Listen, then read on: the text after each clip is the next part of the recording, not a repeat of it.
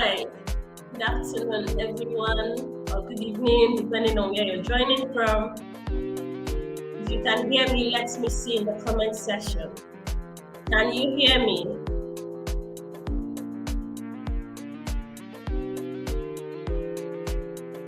Let me see your comments if you can hear me.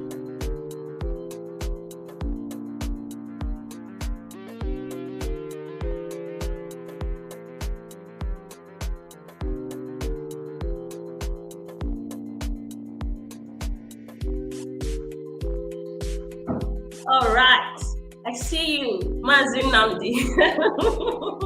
Hi, Ruth. Hi, Ruth. Okay, I think I have to slow down on my music right now. I've been enjoying it. So welcome to day 2 of the Stress Management Summit Africa. And today is the panel session, and it's going to be a very interesting time. All right? Trust me. So we are going to be having discussion from speakers across Africa. We have people joining us from Nigeria, from Africa, from Cameroon, and from Zimbabwe. And we are going to be discussing how to communicate stress locally without being a professional coach. So it's expected that at the end of this summit, you should be able to help other people manage their stress, even without being a professional coach. All right. So it's going to be a very, very interesting one because we are going to be learning from people from different places, exchanging ideas, knowing what's working and what are the things that we are doing wrong and should discard. Okay. So I'm still your convener and host, Dr. Ezine Nnamdi Lewis. And I see you, Samieh. She's one of the speakers. Cameroon on the beat. Which country are you representing right now? Before we bring in our speakers, let me know. Which country are you representing? I've seen Cameroon. I recognize the name here. Ngozi. Ngozi is Nigeria. Mazi Nnamdi is definitely Nigeria. Which country are you representing? Let me see in the comments. Where are you joining in from? This is Africa. Where are you joining from? Let's know. Let's see.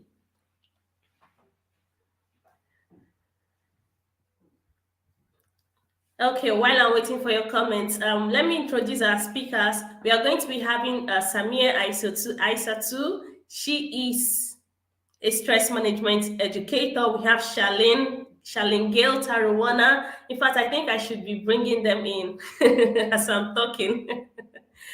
Yeah, I see Cameroon, I see Nigeria. Nigeria is winning. All right, so I'll be bringing in our speakers so that we can begin earnestly. Or do you think we should wait extra 2 minutes so that more people will join in? Okay, let's just wait till 4:05. That's 2 minutes more so that more people will join in and we will commence immediately. All right.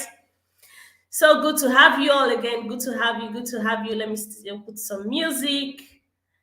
And since this particular summit is about how to communicate stress, locally, that's what do we do in our various areas. I would like to hear from you guys. How do you say stress in your language? When my team was planning this summit, we actually struggled with this. We realized that some of us don't even know what stress is in our languages. Like in Nigeria, we know things like wahala, usobu, like for those that are from Igbo part of Nigeria, eastern part of Nigeria. What is stress in your language? Even if you don't know, you can say something close. What is stress in your language? If you're struggling to say what it is, also share that you don't know. You are not alone. A lot of us struggle to actually say what stress is, and we also struggle to say something like too much stress is bad. I know someone that had to consult his dad to be able to get the information. All right. Okay. So this is 4:05 and we are commencing immediately. So I'll be ushering in our panelists for today. The first person is, we have Samieh Aïssatou. Can you unmute yourself? Yay! So Samieh was one of the panelists, one of the speakers last year. When she spoke, I was like, no, you have to come back. You have to come back. You're too loaded. You're too loaded. So I'm glad to have her back here. I'm glad to have you back here. You're welcome, Samieh, to the Health Stress Management Summit Africa panel session. Yeah. Hello. Hello all. Hello Africa. Hello world. Let's welcome Samieh. So we have, she's joining us from Cameroon, okay? Yeah. So we have the next panelist, Charlene. You're live. Hello. She's joining us from Zimbabwe. Hi everyone. Hello, guys. Let's welcome them. I hope you can see me nicely. Yeah, well. Join from. I'm in the car. Hope I'm visible. Yeah, we can see you well. You're very visible. Yeah. So we are waiting for two more panelists. That's Dr. Marvellous Njoko and Dr. Emmanuel. They'll be joining us shortly. And then, sorry. I wanted to say the last panelist, she wrote me a message that she won't be joining quickly, or she may not show up at all because of something that came up, which is okay. So if she joins us, that's awesome. And that is Coaching Opera, the Talking Mom Stress, specialist in mom stress management. So you all are welcome. I didn't see you guys comment on what stress is in your local languages. It's only Samieh that stress is Kenel. I don't know. I tried. Thank you, Kenel. What stress in your local language? Let me see. Just give it a try. So while we are waiting, we'll be commencing immediately because we plan to spend maximum of 2 hours here. Okay, while we leave value loaded and highly impacted. And we are going to be starting with how best to communicate stress locally without a professional coach. I know this is our topic, but that is also the discussion we are going to be starting with because it's going to birth all that discussions that we're going to be having. Please stay tuned. And as much as you can, please share these broadcasts, share the YouTube link, share it. Don't worry whether they've registered or not, just share, okay? Share. Awesome. Okay, so we'll be starting with Samieh. Okay. You're going to be our first panelist for today who will be starting up the discussion. How best do you communicate stress locally in your area, without someone being a stress management coach?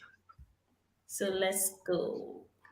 Really, let me take off my glasses because I have there's a light problem here. But when Ezine gave the topic, I was like, okay. So what happens? All the stress consultants will have to pack their bags and stop working if we now come and tell them what to do. What happens to this? Please, let me hold you there. Let me hold you right there because we have the two other panelists. They are here already. Okay. So we have Dr. Emmanuel. If you've been attending this stress management summit, you know that there is no summit without Dr. Emmanuel. Hello, absolutely. Yeah, I'm even announcing it again. The next summit is also coming. Hello from Cameroon. Hi. Dr. Emmanuel is our master, our stress manager. Like if you listen to him, as you'll be shaking. Like what have I done all my life? Not knowing this about stress. Yeah. And now we have our beautiful Dr. Marvellous Njoko. Hi everyone, good afternoon. So Dr. Mavi.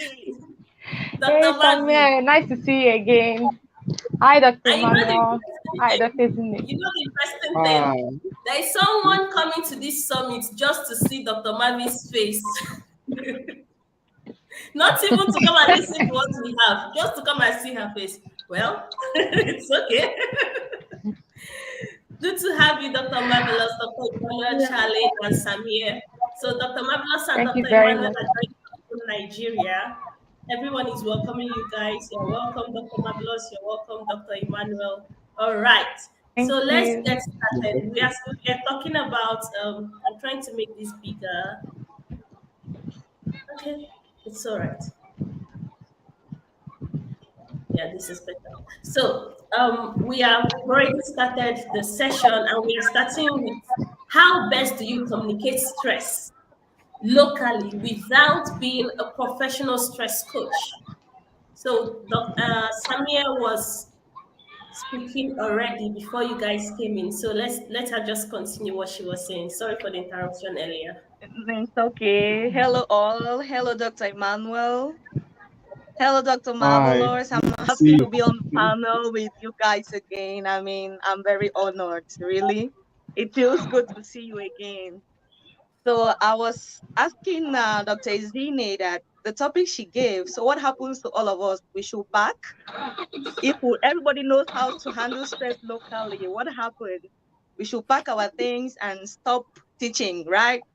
But well, I love the topic because in Cameroon, I'll speak about my context. I'll be very contextual about the thing. In Cameroon per se, it's something that is still seen like it should not be talked about. It's for a given category of people. Nobody can believe that he or she can help another person manage stress without being a health professional. So the topic really is highly welcome in my context because there are still a lot of things that are not well understood, and I'm sure Dr. Emmanuel will agree with me on that. There are still the minor things about stress are still like a surprise to a lot of people in my context. So really, the topic is a nice one, and it's going to help a lot of people to understand that you don't need to have a certificate. You can help yourself and help another, but you just need to have the right tools, the right behavior, the right attitude, the right knowledge. Okay. So Charlene, can we hear from you? Okay, thank you. So I'm honored to be with you guys. Let me just get right to it. So, how best can you communicate stress management? Sorry for that. Locally. Well, like Samieh said, people, I guess, in Africa, yeah, or maybe let me say Zimbabwe, it's now that stress has become topical because we're seeing a lot of suicides happening. School children are committing suicide, men, women, all over committing suicide. But uh, stress is taken as something that is it's white. It's a white disorder. Like white, I mean being white. When you are black, they usually say we don't have such. We don't use such words because it's not possible to have it's stress. It's like depression. We don't have depression in our cultures. The word depression doesn't count. So now that people are coming to a realization that stress does exist and people are committing suicide because they don't have anyone to talk to, it's actually an issue, a matter that people have to discuss within the family unit, starting with the family unit. I mean, we've got solid relationships in our African cultures as families that you can notice certain behavior changes on an individual, on your mother, on your father, or your sibling.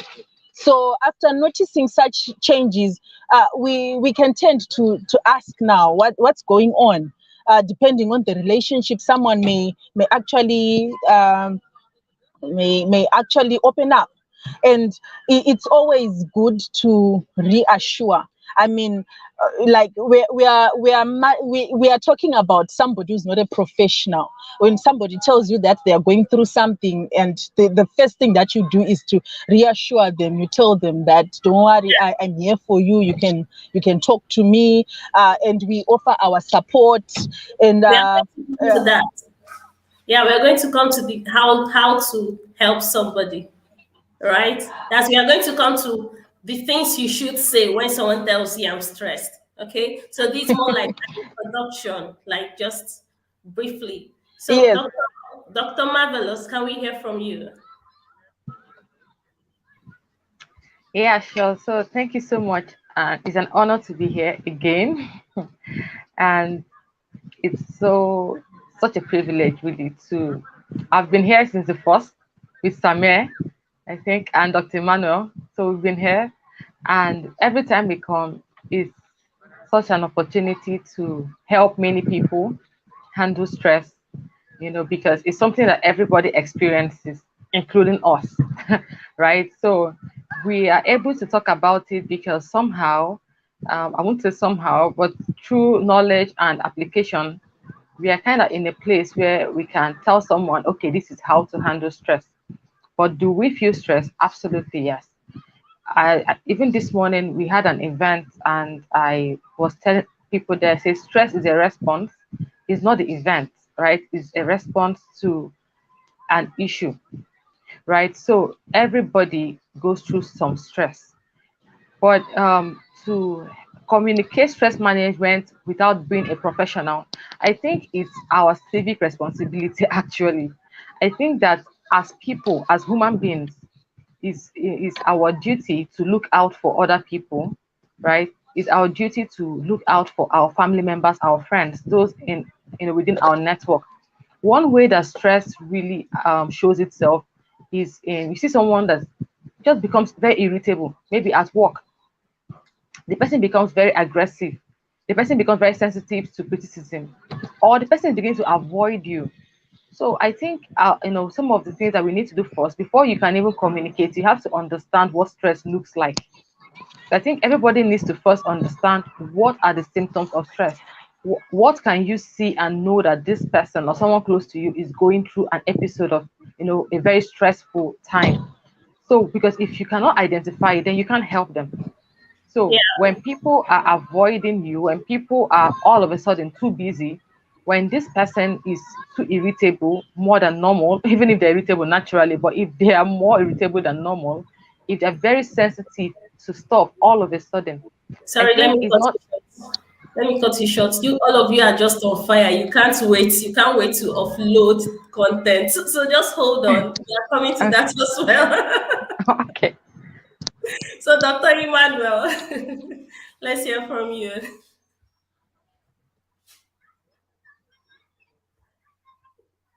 Can you unmute yourself, please? Yeah. Okay, great.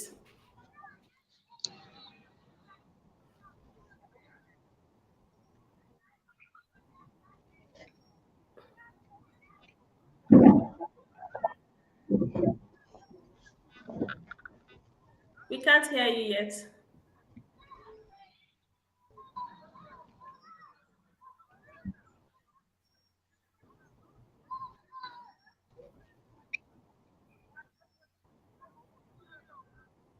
We can't hear you. I think he's having a little bit of a network problem. Yeah.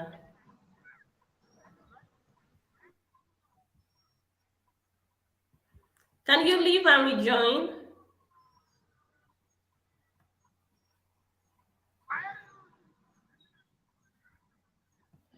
Okay. I don't know if you heard that. Can you leave and rejoin?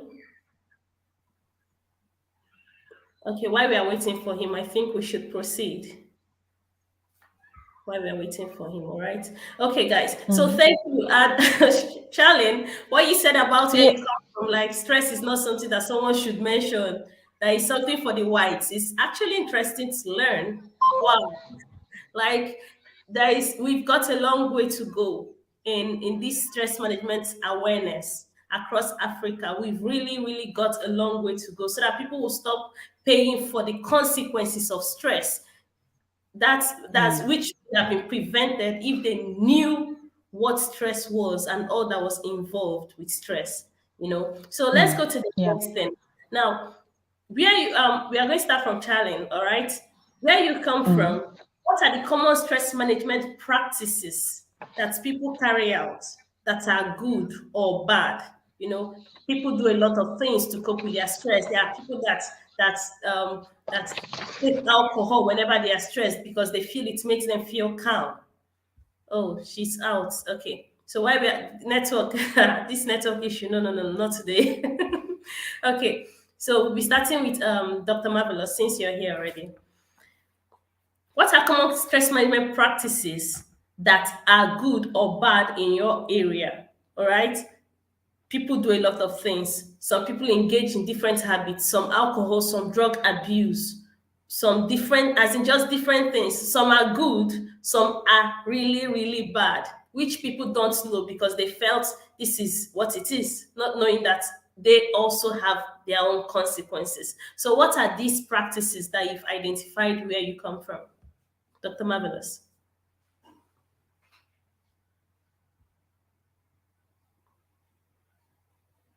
Unmute yourself, sorry.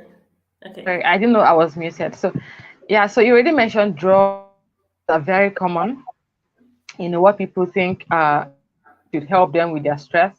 Then some other people also engage in a lot of sex, actually. People think that sex, indiscriminate sex, is a stress relieving tool, right? And of course, that also has negative repercussions because it comes with a lot of other problems. It can open you up to a host of diseases, complications, and so on. And then we have a few people who, I won't say a few, but there are people who have different things, friend circles, some people hang out with their friends. I mean, I don't mean drinking partners, I mean legit friendships, fellowships here. We have recently, I don't know if you've ever attended a Rotary event. So I recently started attending Rotary meetings, and I realized that one of the major things, apart from the obvious stuff they do, the humanitarian services, is actually that they have a lot of fun at their meetings. Believe me, so it's like a stress relief center. These people come, they make jokes, they are so liberal, they are intentional about how much fun they have. And then when I talked to a few of them, they told me that this is how they relieve stress. So they have their events once a week and they go through so much, during the week with work, with family, and then they just come there just to have fun, just to relieve themselves, unburden themselves, and then go back into the week. So I think that is that's a wonderful way, that people around me here are relieving stress. And we have people also who have friendly hangouts, go to the beach, some people who go for massages, spa days, girls hang out, shopping therapy, different things, right? That some people do to relieve stress. And also people pray, right?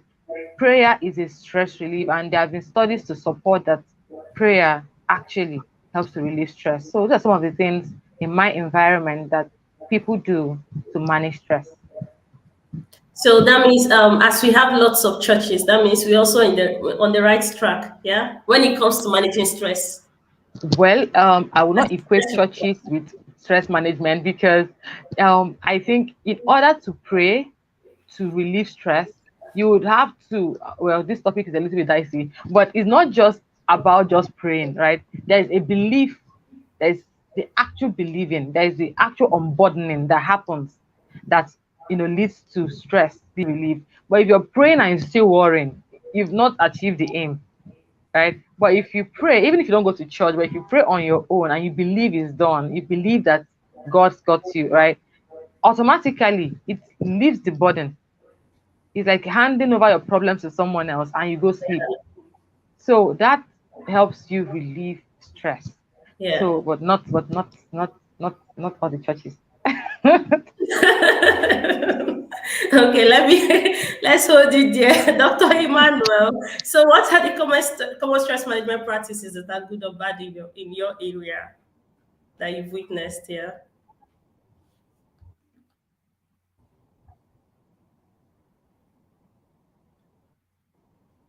We still can't hear you.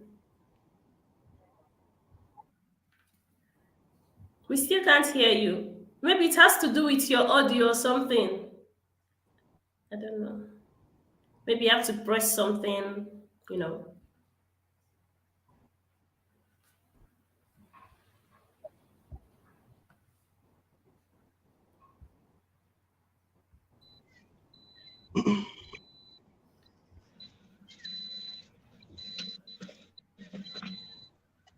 Um,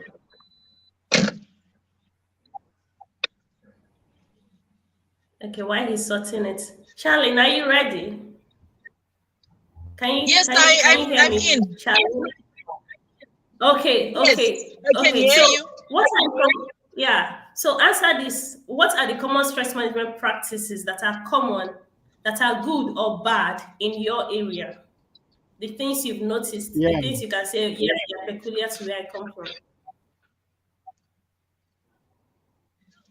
Okay, the Okay. most common stress management. There are a few of them.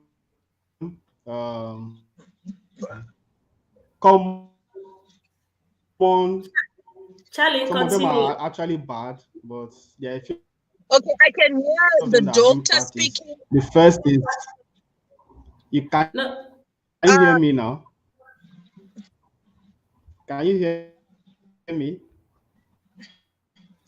I can hear another speaker talking. Okay, now I. yeah, Charlene, continue. It was the things he said earlier Okay, that let we me didn't get to hear them. see. Yeah, so there is delay. Charlene, Can you hear continue. me? Yeah, very well.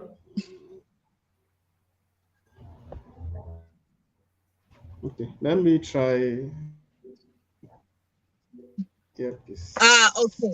Okay, so some of the common stress management that are available for anyone, locally, like laughing.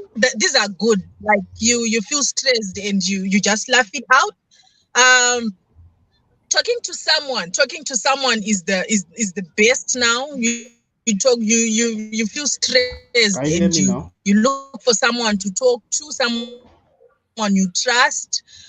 We've got our checking to someone. We are talking about Can you hear me now?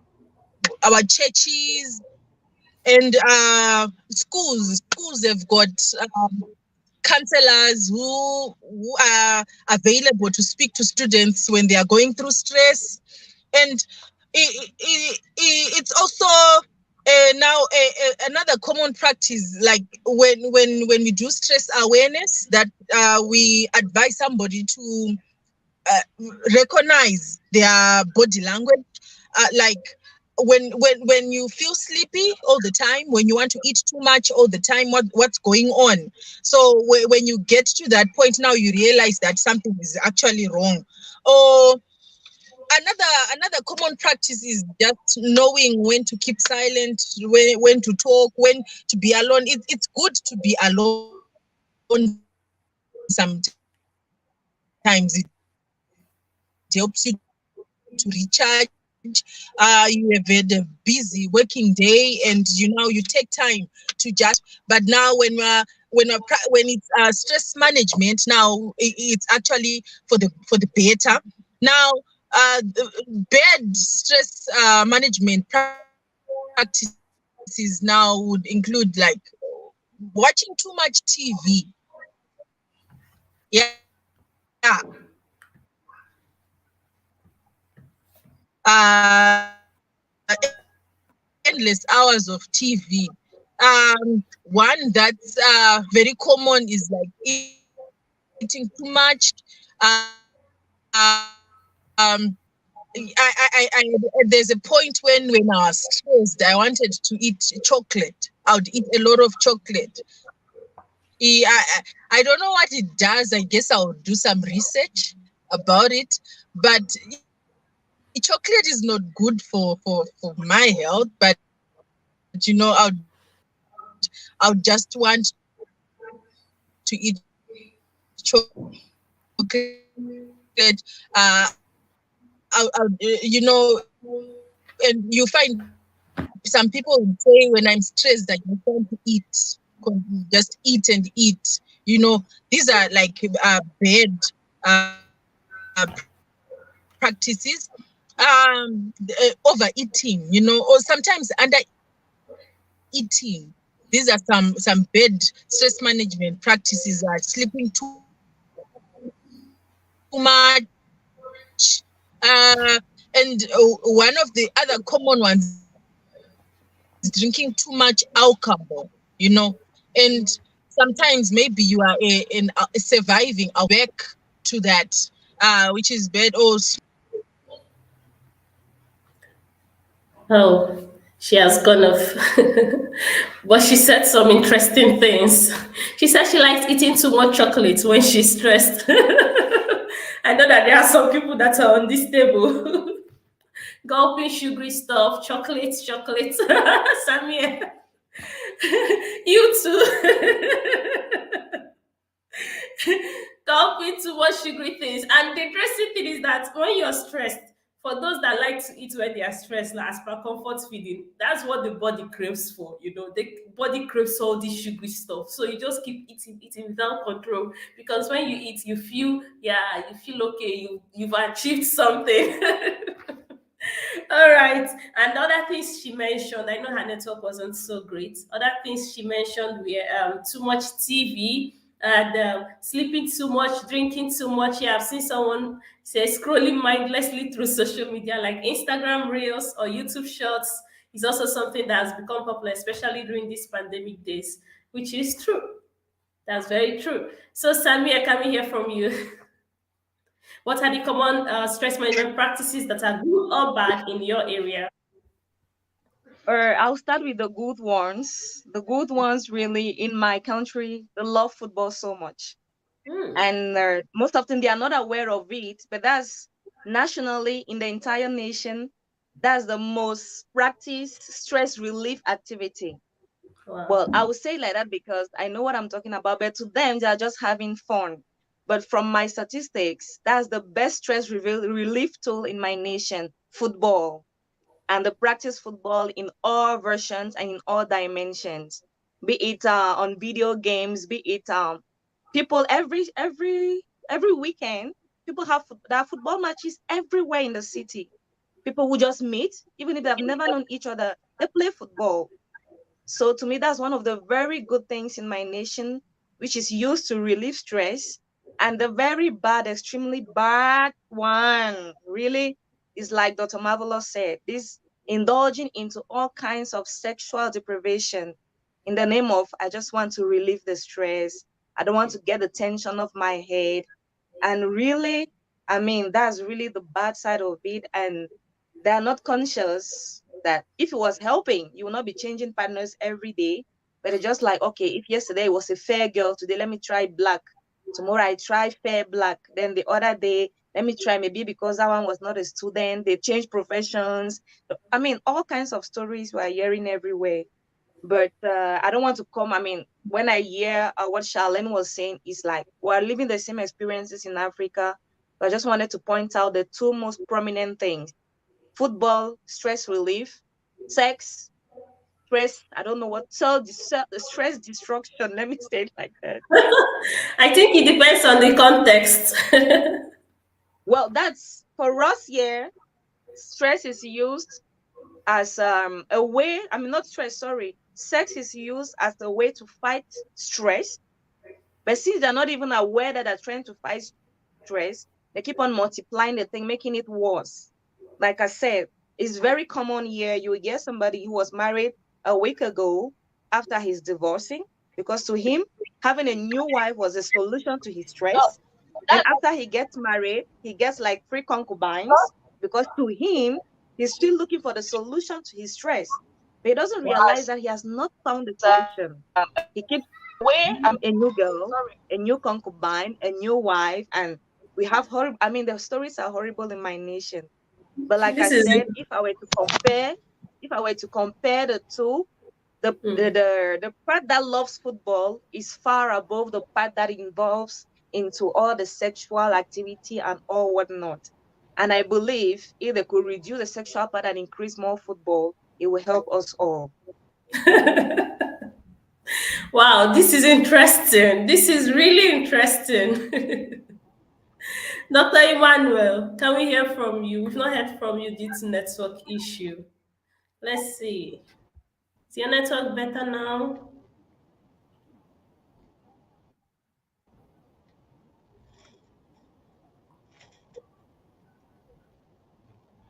Oh, seems like a delay.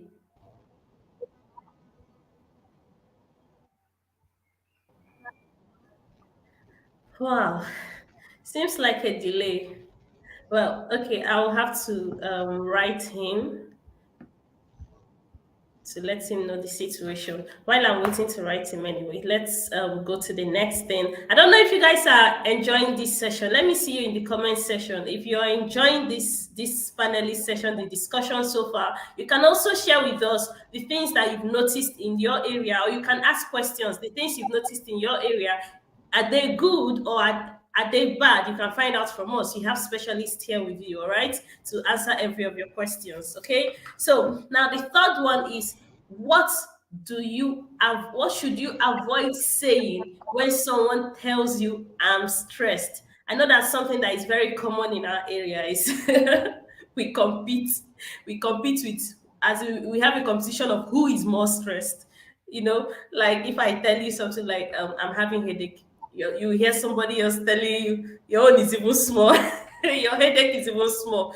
What of me? My head is like someone put a block on my head since yesterday. As if they were exaggerating their own situation and make it so bad that even you that is talking about your own situation will start feeling pity for them. So that's something that is common and it is not right.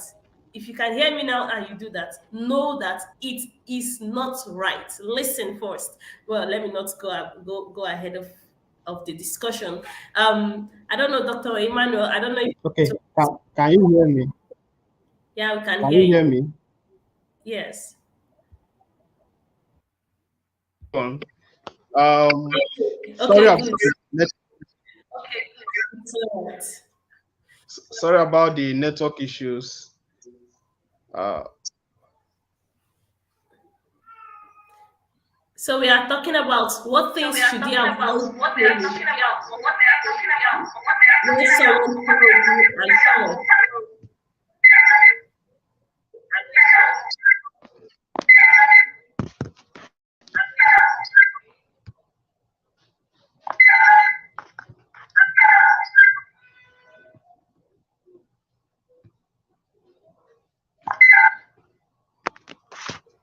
Did you hear that, Dr. Emmanuel? okay, can you hear me? Yes. So what things should you avoid saying when someone tells you I'm stressed? Dr. Emmanuel.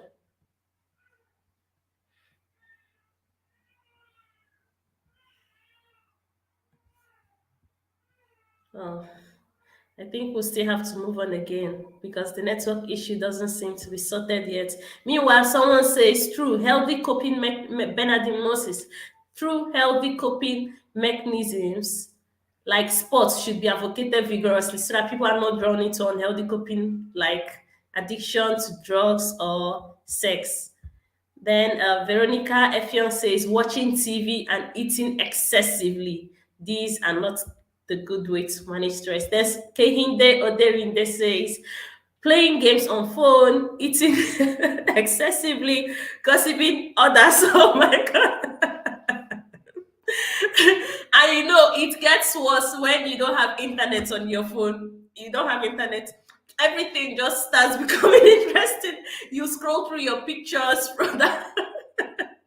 You start looking at your pictures from way back. Then you start looking at games. In fact, most games these days even require internet. So you just start looking at different apps, looking for the one that doesn't require internet, so that you can get busy because you're stressed and you're looking for ways to manage it. And it seems your phone seems to be the best way for you. So these are things that happen. Then one co-winner says, "Can these YouTube sessions be reviewed and downloaded?" I just joined. Yeah, the sessions are still on YouTube. You can you can watch the replay anytime. All right, it's not going anywhere. Okay. So Samieh, I think you can proceed with this discussion. What things should you avoid saying when someone tells you, "I'm stressed"? I think the worst of it all is just like you said, trying to let the person show how much yours is worse.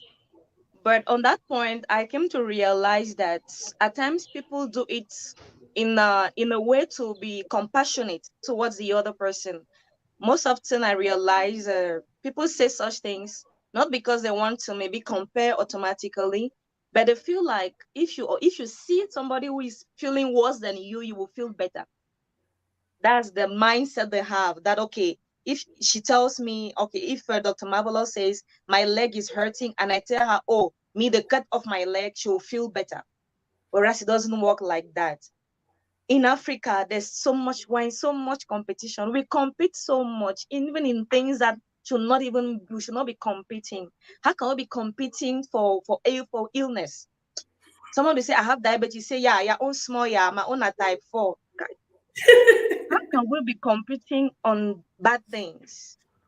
And really, the worst thing, personally, if I'm not okay, you come and tell me, don't tell me, okay, don't even tell me we'll be all right, personally.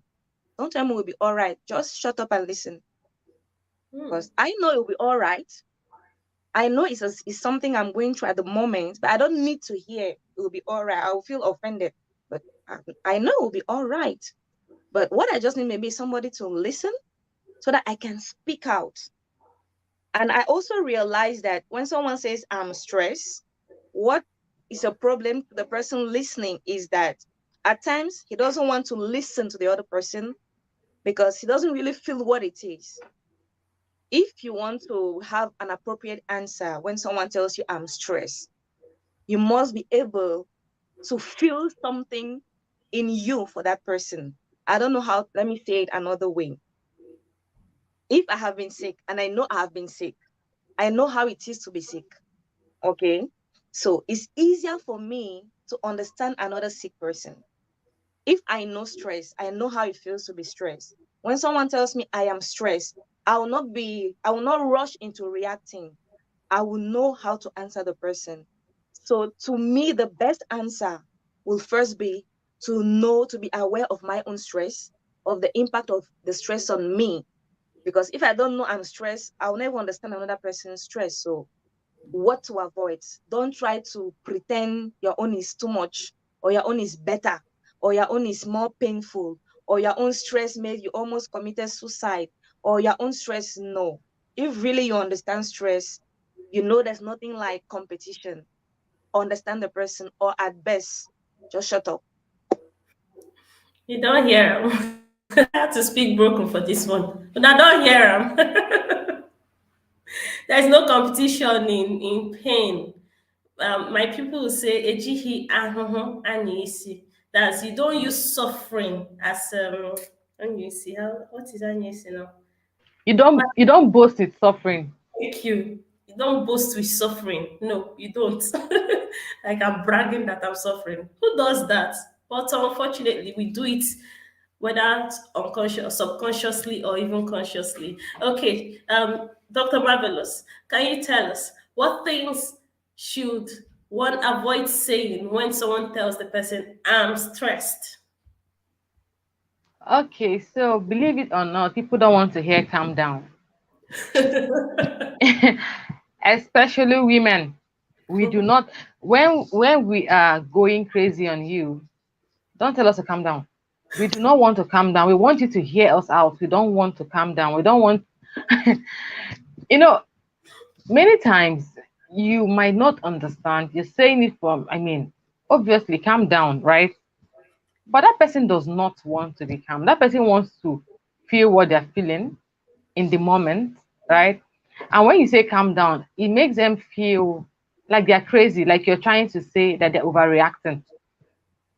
So people don't want to hear calm down, right? Then something people don't want to hear is, oh, it could be worse. Worse than how? Like they can say, well, think of it this way. If this one didn't happen, another one would have happened. I've said that. I will not even lie. I've told somebody that before. And when somebody told me this same thing on another occasion, I was so mad. Of course, things can be worse. I mean, but I don't want to hear it.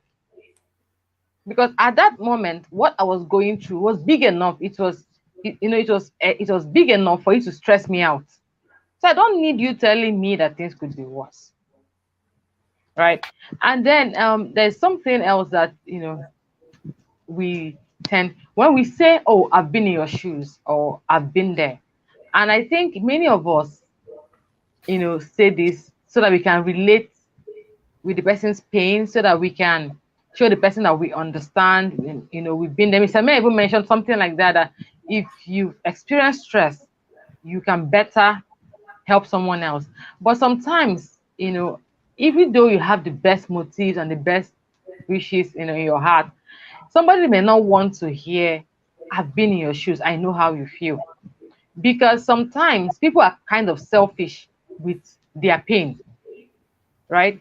They feel in that moment that their pain is theirs.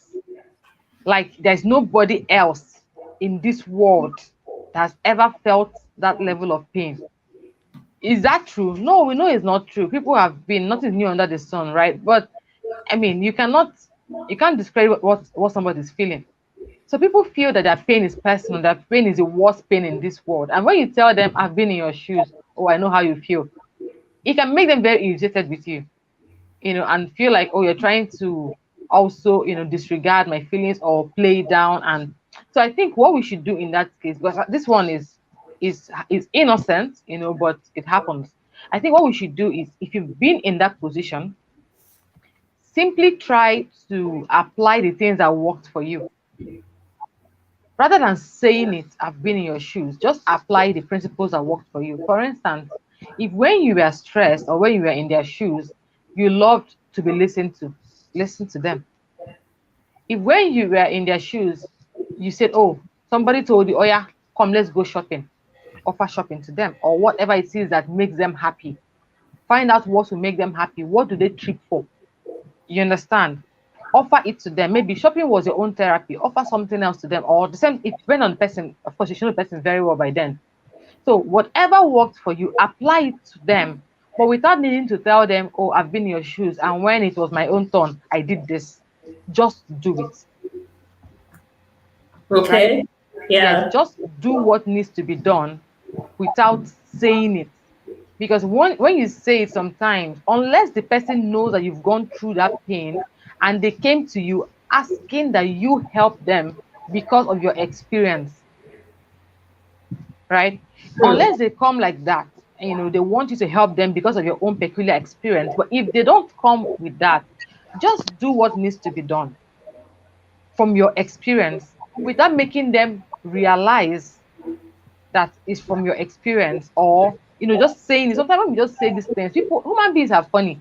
They can just lose interest in whatever you're trying to offer them. Yeah. Because you're trying to rub it in my face that you're a superwoman, that when you had your own problem, that you were able to solve it. So and then your best effort just goes down the drain. So just do what needs to be done and move on. Okay, Dr. Murphy, calm down now, all right? Calm down. So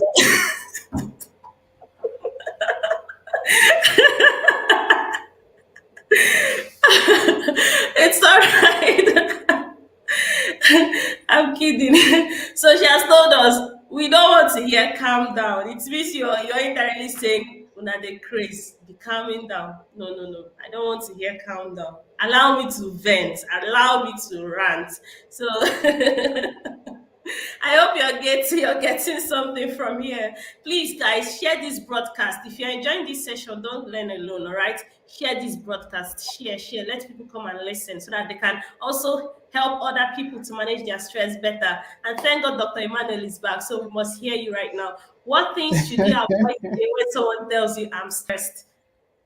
Hope you can hear me now. Very well, thank you and thank God. Welcome I'm so back. sorry. You know the network challenge you have in Nigeria, but I had to switch rooms to be able to get a good network. I'm so sorry about that. It's all right. So there are a lot of things you don't say when someone is under stress, but it depends on who the person is. If the person is a close pal, you can tell the person, "No, what I've been through it, nothing is there." But if you are talking to a client, you understand, or someone who came for consultation, there are some things you mustn't say. You don't say, "I understand what you are going through," because truly you don't understand. You are just trying to help them out of it. You can only understand if you have been through the same situation. So someone lost a child. I can't say I understand what you're going through because I've never lost any. You understand? So, but after you have gotten your relation, you have gotten done with that. You now know you have divided. You decided to find out if the person is a relation or someone close to you or just a client. Then you can now know the words to say. You now know, like Dr. Marvellous said, women don't like hearing "calm down." I've noticed that. You can tell a man to calm down, but don't tell a woman to calm down because they will not calm down. So there are some few words depending on the situation. You understand? You must be able to read the situation to find out, okay, this is the right word to say, or this is the wrong word to say.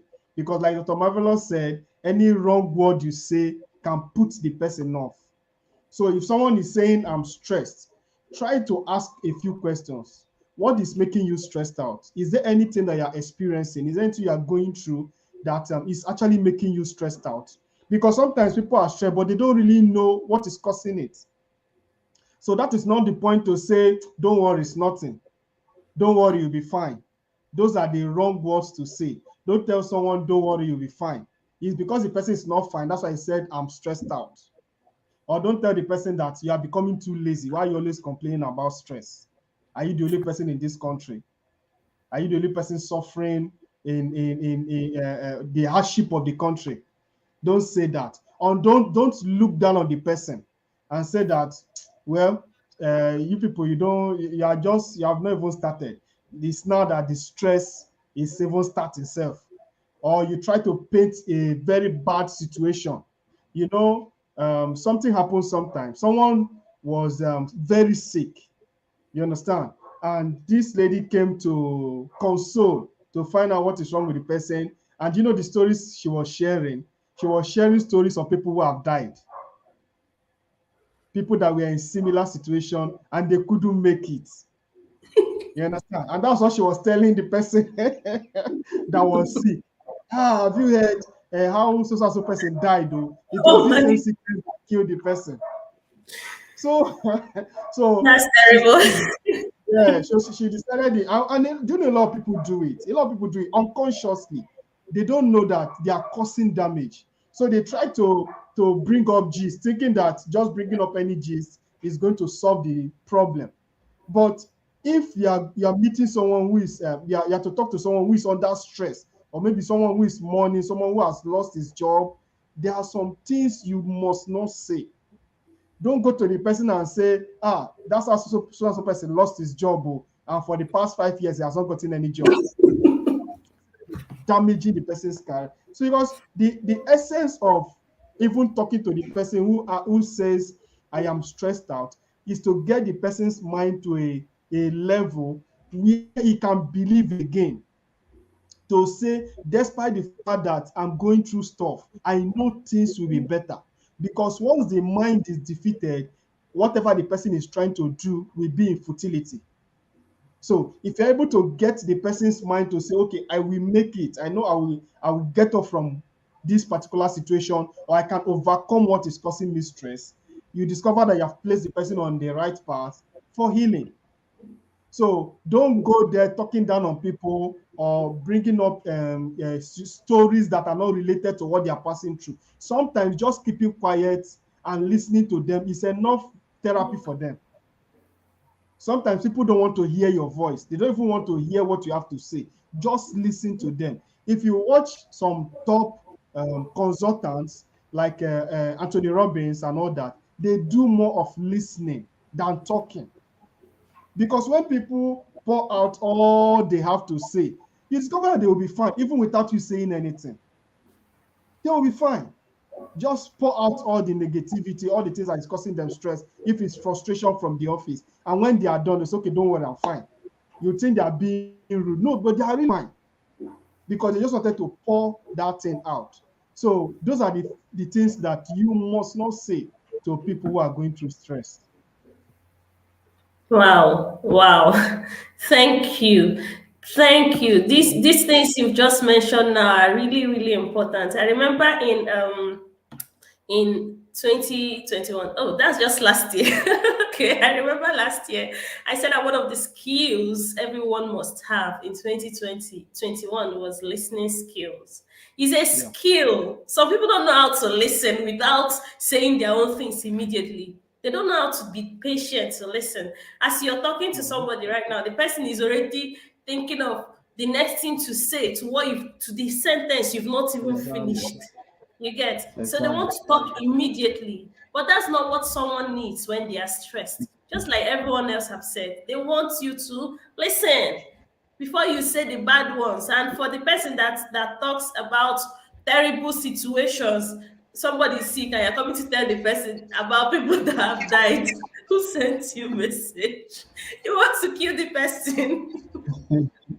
That's terrible, man. That's terrible. Okay, let me catch up on the comments. Yeah, one quote says a break is actually one common way to ease stress, sightseeing, engaging in a hobby like listening to music, sporting events like basketball, volleyball, also. Then Bernardine Moses, competing for work stress is common and more busy or stressed than is something you likely hear at the office, which is so true. Very, very true. Samieh, allow others to vent out. Calming down is not the solution. Not even always is not the solution. They don't tell us to calm down. Samia says, I have been in your shoes is not an answer to a stressed person. Just like Dr. Marvellous said. And one was Obina says, how? Oh, I think this was for Dr. Marvellous. How you get such deep and practical insight is thrilling. Yay. That's when Dr. Marvellous was speaking that this was written. Then Samia says, shopping. Good one. Yeah. Dr. Marvelous, we have some fans here. So Timothy Oluwole, women detest being told to calm down. True. Then Timothy, okay, empathetic listener. That's what Samieh was describing. Putting yourself in their shoes. Yeah, you have to be empathetic. Ruth Ngozi says this is inspiring. And Bernardine says in India, when you reveal a diagnosis of any serious ailment, say heart attack or cancer, then immediately the other person will come up with dozen other examples of those who had the same illness. Like, what's your goal? Why are you telling them about others who have the same illness? Did it make them feel better? What's your goal? you know? Wow. Okay, let me read this too quickly. Don't make the person feel the experience is strange. Like, is it only this one that is stressing you out? How banal. Why will you undermine what someone is telling you? Yes, and that, yeah, maybe you wanted to say something. You want to say something? Okay, okay. And that's something that people do. They will have a way of undermining your complaints just because they were able to cope with similar situations. They feel that automatically everyone else should be able to cope with the same situation, forgetting that there are so many factors that make people cope, including environment, genetics, and every other thing. So you can't tell me, okay, let me give you an instance. When I was in medical school, I had a friend. She had the lady has money, you know, whether it's her parents' money or anywhere, but she has money. Me, I know my own background. Not be say I don't have, not be say I have. So one day we were discussing, and the common discussion was, oh, this is Sapa period. Money no deal. There is no money. Hi, there is no money. Even to the point that we had to buy the cheapest soap to use and shower because we didn't have money that period. One time I went to the kitchen and saw this lady preparing rice and beans with big meat like this. I said to myself, I thought we did not have money. They did not get money to cook this kind of food. That was when I realized that definition of I don't have money is different for different people. A thousandaires, I don't have money, is different from a millionaires, I don't have money. So the same way our situations are different, that's the same way our abilities to cope with stress is different, you know. So that is the situation. So let's just proceed to the next one, and we are going to be starting with Charlene. The next question is, since we've talked about things to avoid, in the comment section, are there things that you've heard people tell you that you don't like, that you wish people stop telling you when they are stressed, apart from the ones we've already discussed? Let's hear you in the comment section. Okay, Samieh, you want to say something? All right, let's hear you. Actually, from all what we heard, I just wanted to call the attention of all following that if you find yourself among, if you are one of those who says all what we said you shouldn't say, you should realize that you already have something to worry about. Because if you really, in all what we have said, you're amongst those who will be talking of dead people, sick people, and all the stuff, really, it's a call for concern. You should watch over it. Don't just take it lightly like, that's how I am. No, it's not normal. There is something beneath you have to work on. You need to understand why you behave so. So please, if you are in that category, be sure to work on it and understand why you behave as such. Yeah, thank you so much for that. Thank you, Samieh. So the next thing we are going to be discussing right now is, now we've known what should avoid. Okay, what now should we say when someone is stressed? Charlene, are you there? Yes, I can hear you. Okay, so tell us, what should we say when someone tells you I'm stressed? What should we now say? Okay, so it's all about empathy, trying to make the person realize that they are not alone. So simple things like, I'm here, you can talk to me, will go a long way.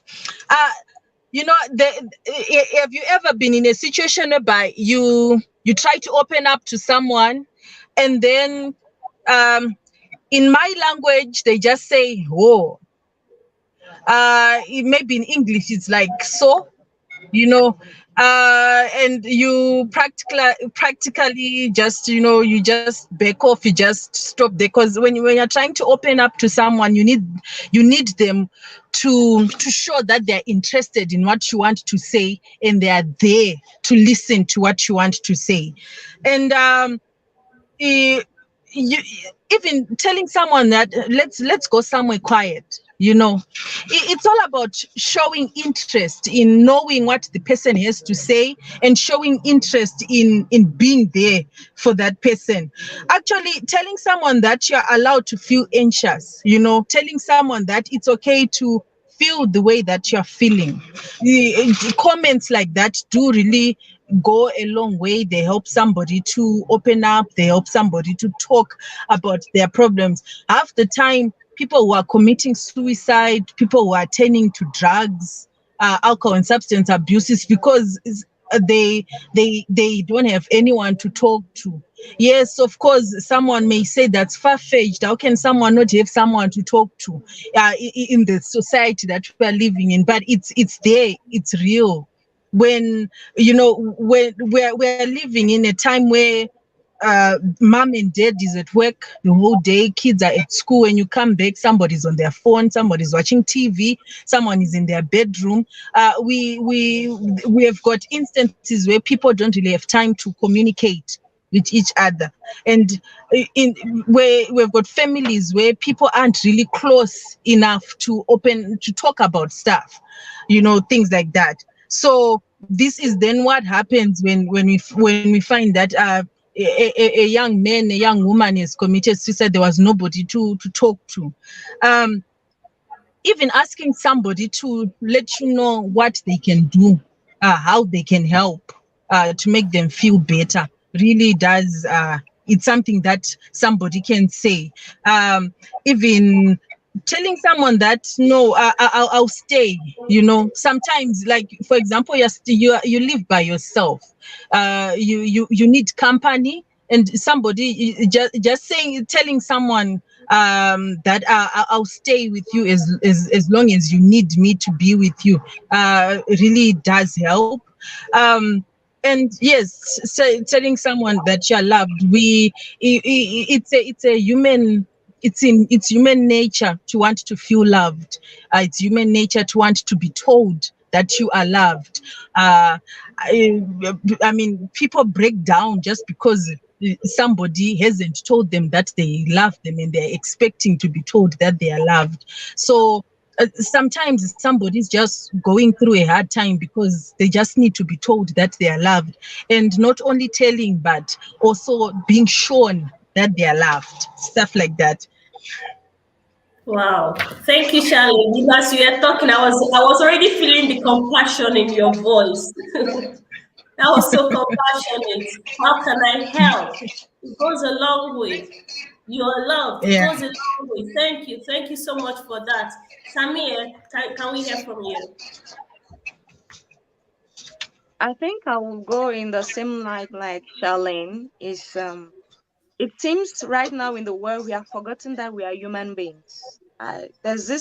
We've forgotten that we are human beings made of flesh and blood. We are not machines. We are not computers. Human relationships are becoming less and less scarce. People can be in a house, like Charlene said. One person is in the room communicating with the other one in the living room on WhatsApp.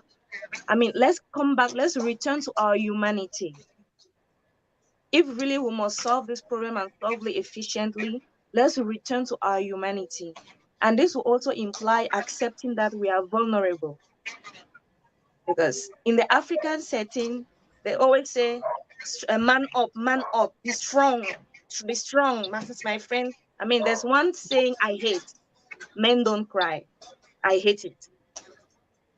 Because it has built up a kind of mentality in the head of men that is making them believe that no, I can be dying, but I don't have to show it. We have refused, or we have forgotten that we are human beings. And we have forgotten that we are human beings to ourselves and towards others. If we can bring back that aspect that we are human, made of flesh and blood, the same way that I can hurt and I permit myself to be hurt, the other person too can hurt and I should permit the person to be hurt. And if I permit myself to be hurt, I will understand another person's hurt. So when the other says I'm stressed, I will feel it from a point of vulnerability because I know I'm vulnerable. So why would the other person not be vulnerable? Let's get back our humanity. We are not machines. We are not cyborgs. We are not in a movie. We are human beings and we are living life. Let's really get back this humanity.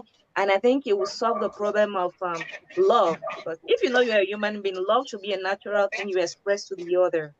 So when someone tells you I'm stressed, you feel it from within you because you have accepted the stress that you can feel and you know how it is and you can easily accept the other person's stress. So to me, my advice will really be, let's get back our humanity. Let's get back our flesh and blood and stop being too mechanical, trying to overshow strong. No, we are tough, we are strong, we are all this. Let's get back our humanity, accept our soft spots, and accept the soft spots of others. It will make it easier for everyone. Nobody will be ashamed to tell you I'm stressed because at times people don't want to open up because it will mean entering into some comfort zones. And first of all, they may not want to accept they have those comfort zones, or they may not want to accept they have those vulnerabilities and they are ashamed. But if you know what it is, you will know how to tackle it because it's easier for you to bring someone to talk when you have accepted your shame zone. So please, to me, I think it boils down to let's return to our humanity.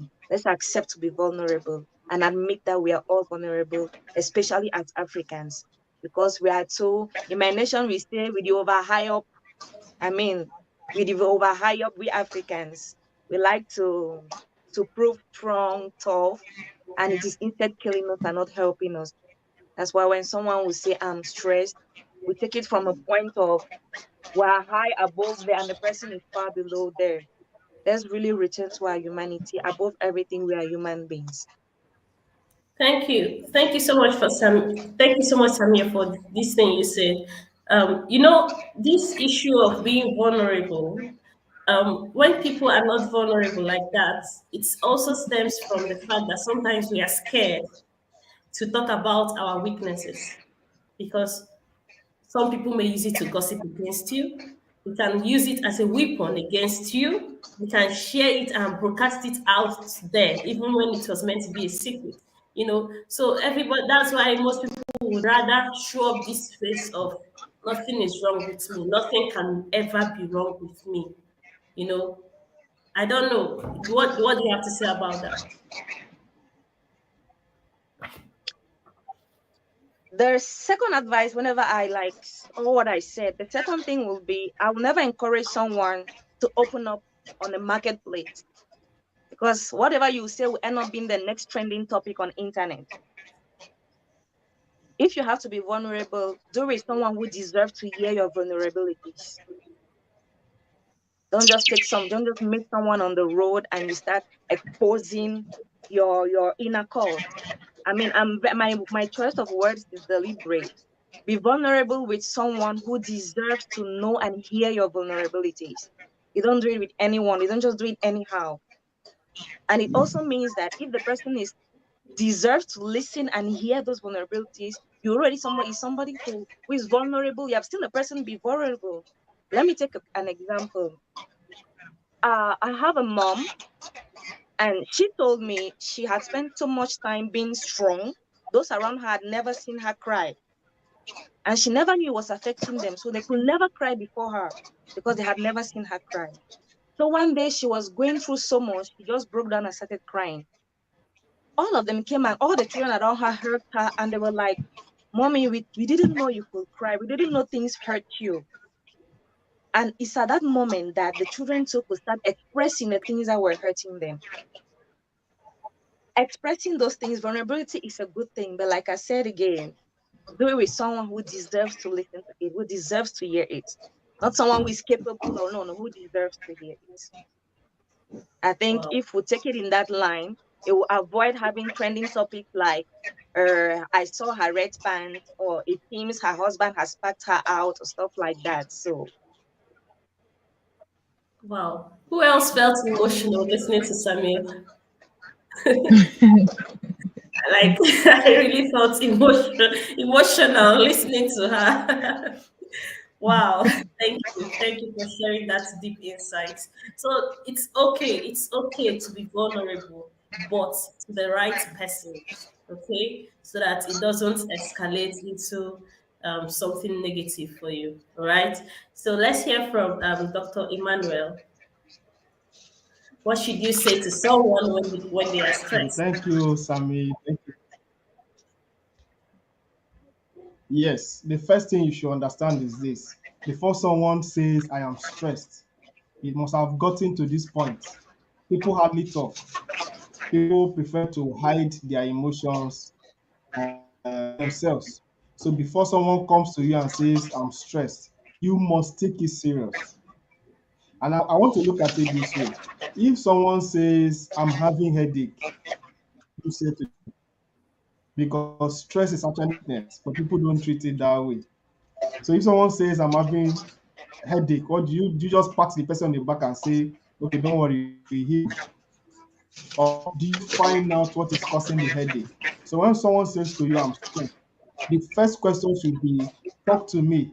What are the issues? What is the problem? So it is from what the person is saying that you will know what to say.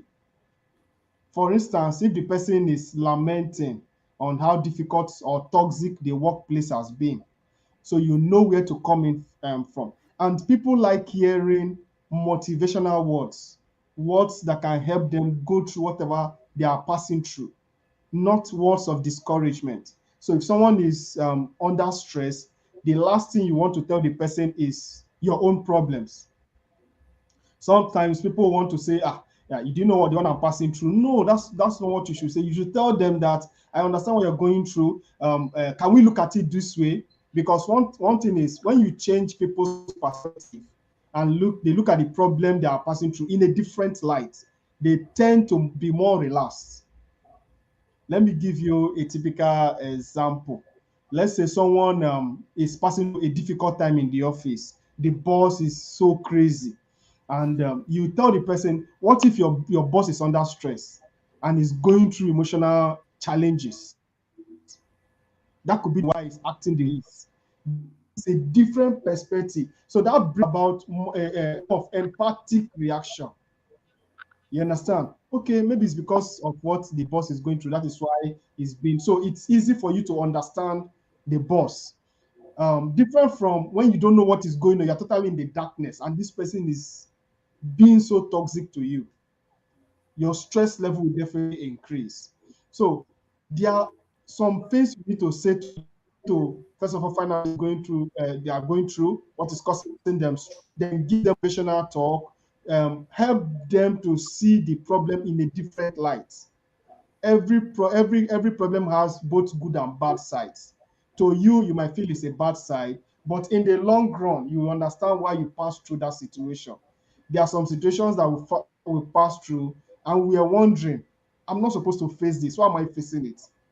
Why am I failing this exam? Why am I losing my job at this point in time? But it's for a greater good.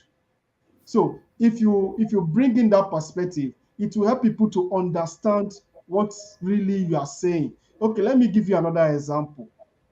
At some point, I lost my job and I was under severe stress.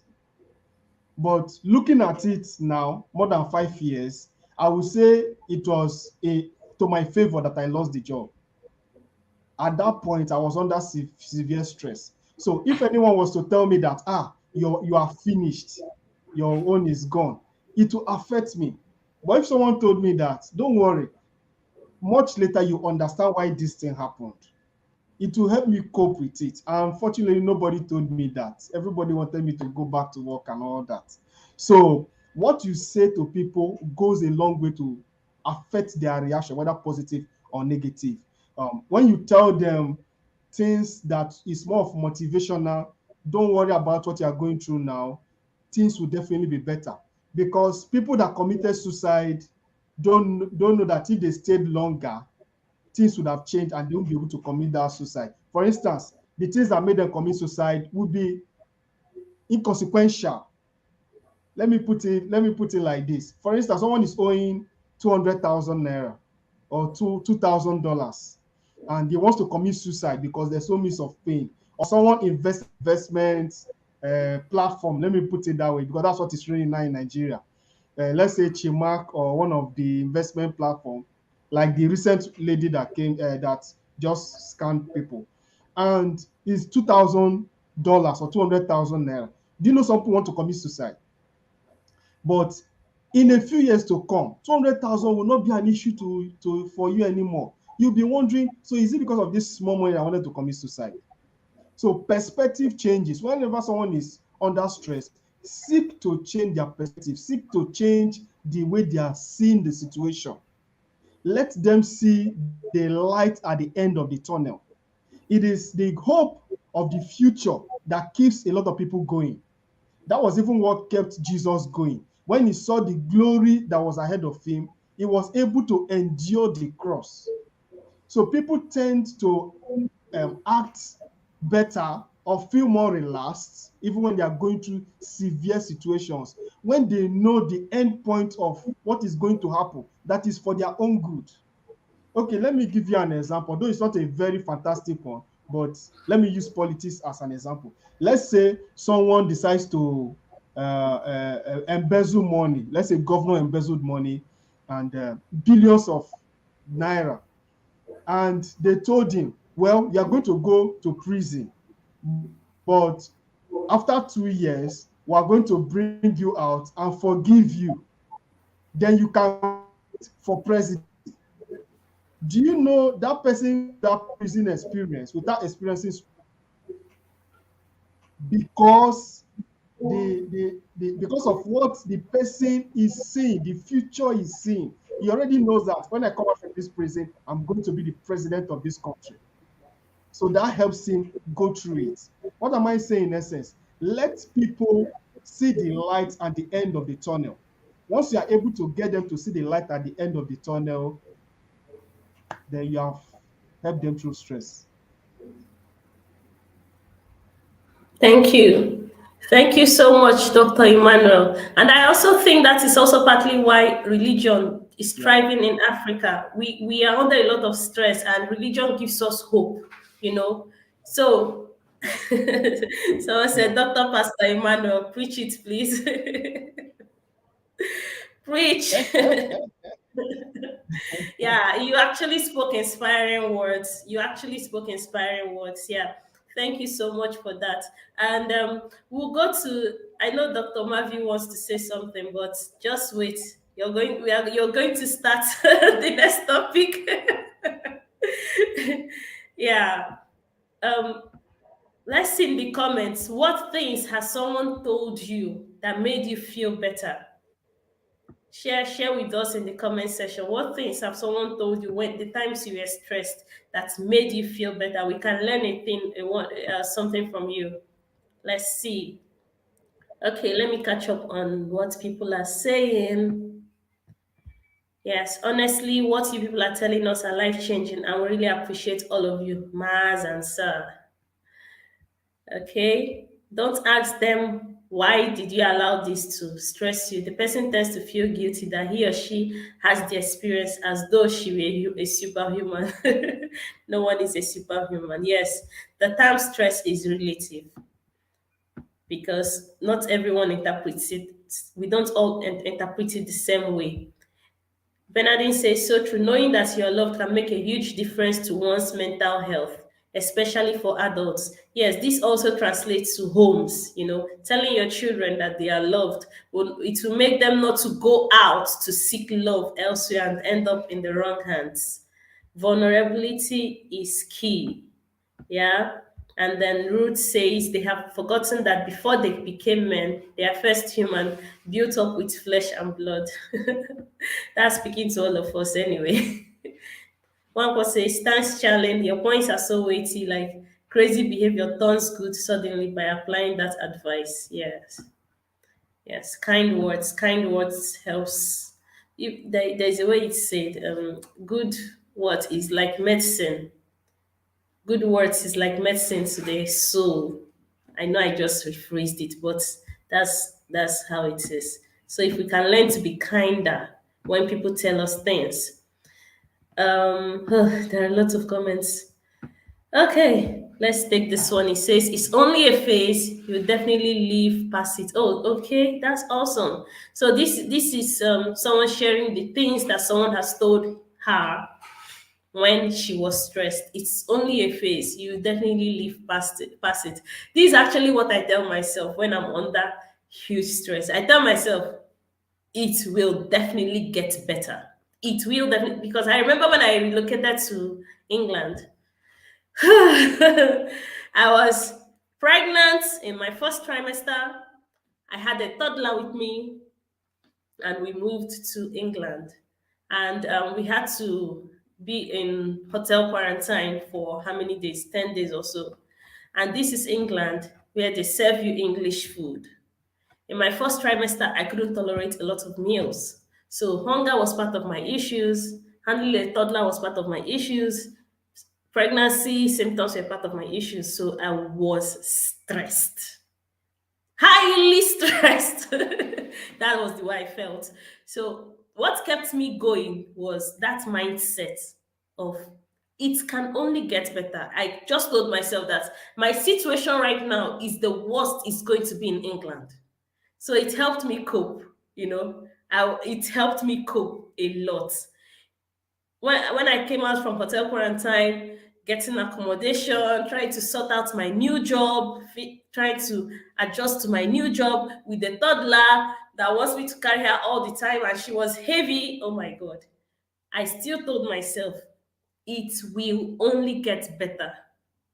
This is it. This is like how many months now? This should be about 8 months after. I can sit and host a stress management summit, relaxed. I'm not carrying around a toddler right now. The baby has been bettered. I've settled into my job. So it can only get better. All right. Even if the future looks bleak, even if it looks like it's not going to work out, just know that it can only get better. And just like Dr. Emmanuel said, there will be a time when you look back and be like, why did I even spend my years worrying so much about this situation? It happens. Okay. So just have a better mindset. All right. Okay. Someone says, it shall be well. Norma Chris says, this is just a phase. Keep your eyes fixed on the bigger picture. These words help a lot and have stuck for years. Yeah. That same hope we are talking about. Lady Evangelist, I don't know who you're talking about. But this says all the panelists have greatly enriched us today. Grateful. Samieh, can I get you ice cream so we can laugh at it? Oh, wow. That's awesome. So if I tell you now, Samieh, can I get you ice cream? Your stress will go away. The roots Chida says, I'll be here if you need someone to talk to. You'll be fine. That's beautiful. These are kind words we can say to people more than calm down, be calming down. Now there is now a song, baby, calm down. No, no carry and go tell a lady, calm down. Timothy says, just a phase, surely come to pass, just like the scripture will say, and it came to pass. Okay, awesome. Thank you, guys. Thank you, guys. Thank you so much for the wonderful comments. We are learning from you guys as well. So let's move to the final phase of this panelist session. And if you're enjoying what you're learning here, if you're actually learning something, I encourage you, please share this broadcast, share this video, okay? Because managing stress, it takes a village for all of us for the stress to be managed, because there's something called secondhand stress. If you know how to manage stress and your neighbor or your partner does not know how to manage stress, they will transfer their own stress to you. You will not run away from it. So don't learn alone. Gather your village people. Let them come and learn as well, so that everyone can help themselves better. All right. And interestingly, the last panelist is here, Tochi Opara. She wasn't here due to situation that came up, and thank God she's here now. Let's welcome her. Hi, Tochi.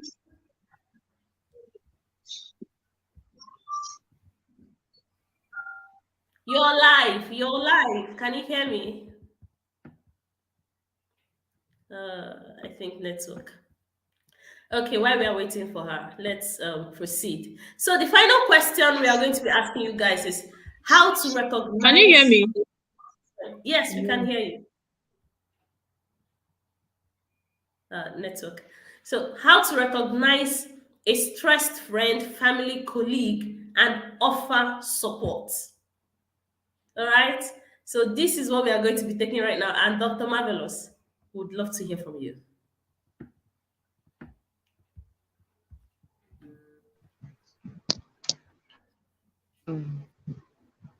So, and I was saying earlier that before you can help people able to recognize the signs, so that you know how to offer your help. People respond to stress, or people react, when they're with some people. You basically, believe that they don't want anybody to see them like that. So your friend around, you just can't. This your sister, you just can't see them anymore. Whenever you call them, they're too busy doing something or the other, or just blanking everybody. They may be under a lot of stress. People who are genuinely very busy, like they're overwhelmed, so this person no longer comes around. So that then there are people who are, like I was saying earlier, irritable, right?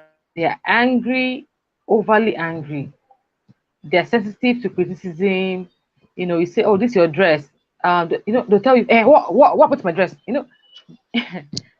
Just unnecessary. The people, and you find out that something is going on with this person. This is not just the normal because this person is not like this. Something is going on. Something is making this person sensitive to stuff that they think maybe you're trying to attack them. They're defensive.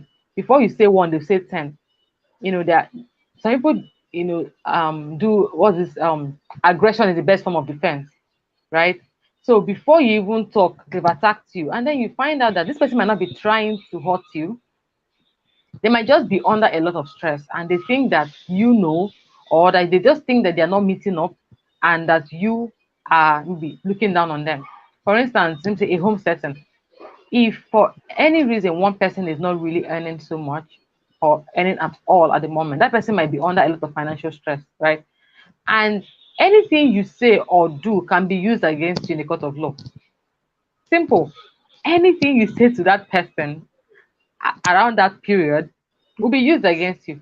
Okay, so what are you now saying? Okay, so is it because I'm no longer earning? Or a woman that put on a lot of weight, before you say, oh, this dress, I think you should change a hair. Is it because I'm now fat? So these people are going through stuff, and it's not really about you. They are just more sensitive, to criticism and what they or to attack, or supposed attack or perceived attack, right? So I think the first thing might be to take a pause instead of you to react, which, to be honest, me, I will not even claim sense or anything. Is difficult also, because if people are attacking you, your instinct is to attack back, right? So when you didn't mean to say anything wrong, somebody is trying to make you look like a criminal. Your instinct is to say, what is wrong with you? Like, why are you talking to me like that, right? So I think, but ideally, what it should be would be to say, take a pause and say, why is this person behaving like this? This person is not like this. So why, this sudden behavior? So maybe you could just ask, is something going on that I should know? Or if you already know what the situation is, maybe you can ask, how can I help? Right? People want to be helped sometimes, most times actually. People want to know that you're there for them, as Charlene mentioned earlier. So asking how can I help relieve this, can go a long way. So first of all, you can identify by the signs, and then you can offer your help.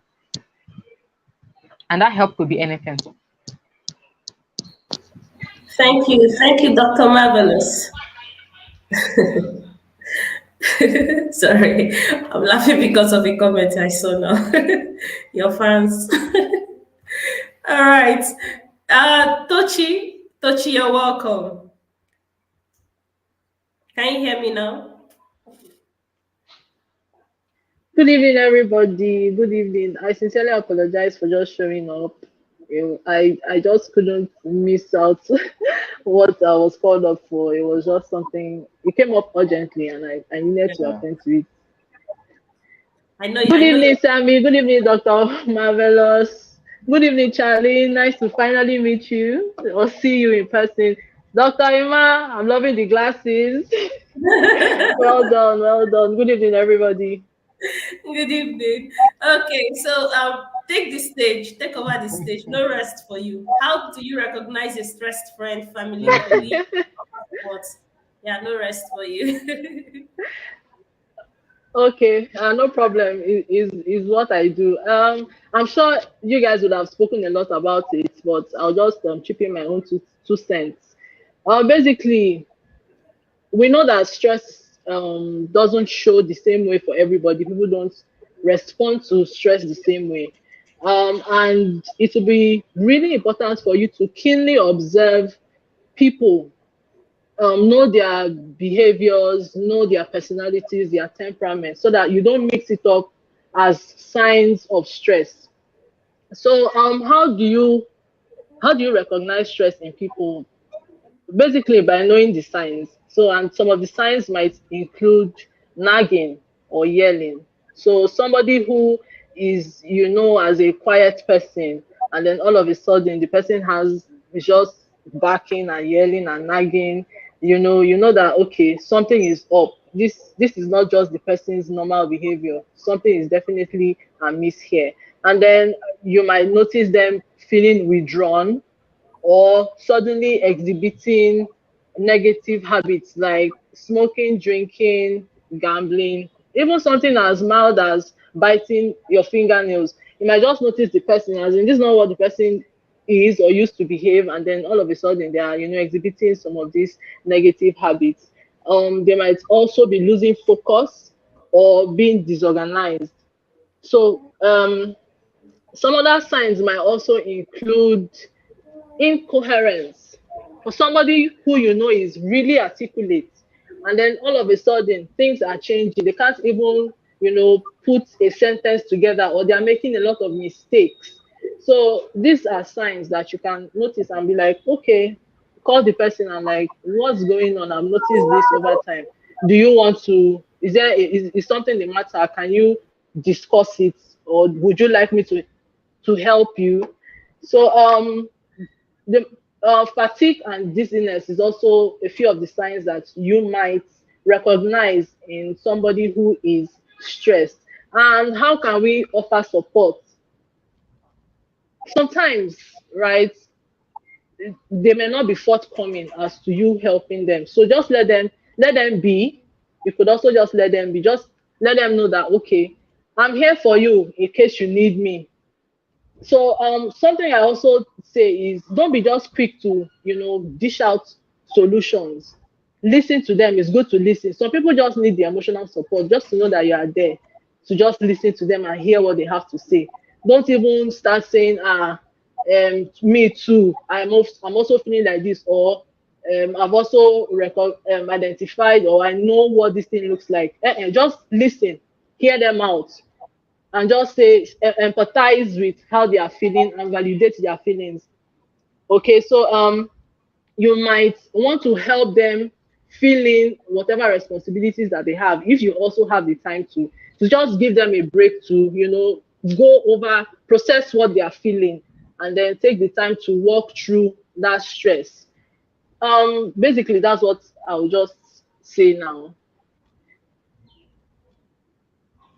Thank you, Tochi. Thank you, Tochi. You said a lot of things, and you've also consolidated some facts that they've already mentioned, especially that of empathetic listening.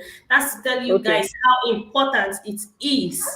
That's being empathetic when you're listening to people. Charlene, can we hear from you? How do you recognize a stressed friend, family, colleague, and also offer support?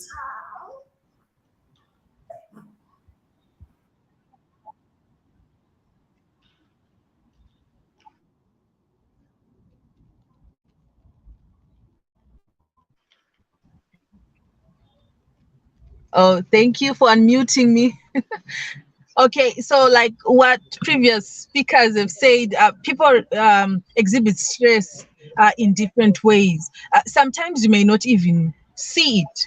Like a cousin of mine, my brother, we were very close. We were so close that would meet up for drinks in town, would call each other, text each other all the time, stuff like that. And then this week now, particular week, I met him in town for drinks. I saw him like twice or three times. And then the next thing, I'm receiving a phone call that he's dead. How he had committed suicide. But I never noticed any signs that he was stressed or the depression. Everything was like okay. So then that's when I realized that many a times we are walking around as if everything is okay, but in actual fact, everything is not okay. And I would say that you are very fortunate if somebody close or not close to you actually notices that there is something wrong with you, and notices that you are stressed, and they offer to help you, because sometimes we are just going through stuff and we don't show. It could be a friend, it could be a family member or a colleague. When you're close, or even when you're not close, you can notice that maybe they snap at you, they snap at people all the time. They lose concentration, they are restless. And yeah, the behavior changes, you know. So I guess maybe if it's a colleague, how we can support is probably by establishing a connection, because sometimes we are busy at work, and you know, some people have got this eye, even though they are not close to the person, they have an eye to see that there's something wrong with this particular colleague, and you try to establish a connection. You come slowly, you know, just asking them how they are, things, asking simple things, just trying to establish a connection. And once they start opening up, you just try to get to the root of the problem, suggesting practical ways. Like, for example, I'm giving example, the colleague, you then like maybe the problem is coming from the workload. You just try to tell them to take it slow, things like that.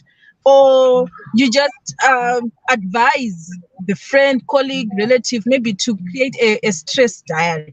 I mean, at some point, we have all had diaries where would like jot down things. I used to have one. I don't know why I stopped writing though. But yeah, I used to write a lot, like every day. You know, when I was growing up, going through stuff, you know, just I'll journal everything that was going on, and it was just relieving, you know. So just having a stress diary where you highlight time of day, what's good, the intensity of the stress duration, it can actually help you help the person to actually cope with whatever they are going through. But yes, I would really like to stress, I guess, the other panelists, I hope that someone will beat on this. I would like to stress that people handle stress in many different ways, and some of them don't show it. I guess the panelists will tackle on the part of people not showing, and the next thing you hear, they're dead. You know, yes, it's really heartbreaking. You know, the African saying Ubuntu, we are there for each other, we are there to you are because I am. Our African society is made up in such a way that socialization in our African society is made in such a way that nobody is alone, you know. But then when we see people committing suicide because they feel alone or they can't talk to someone, now it becomes a huge problem. I guess, yeah, I'll leave to the other panelists to continue.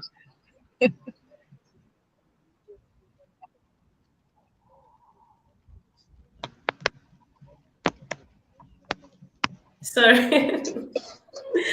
I'm so sorry for your loss, Charlene. It must have been really tough. So sorry for your loss, okay? Yes, thank you. And what she mentioned, I was also going to ask about it. You know, there are people that when they are stressed, when they are going through tough situations, they don't want to show it. Let me give you an instance. I don't know if I should be sharing this publicly.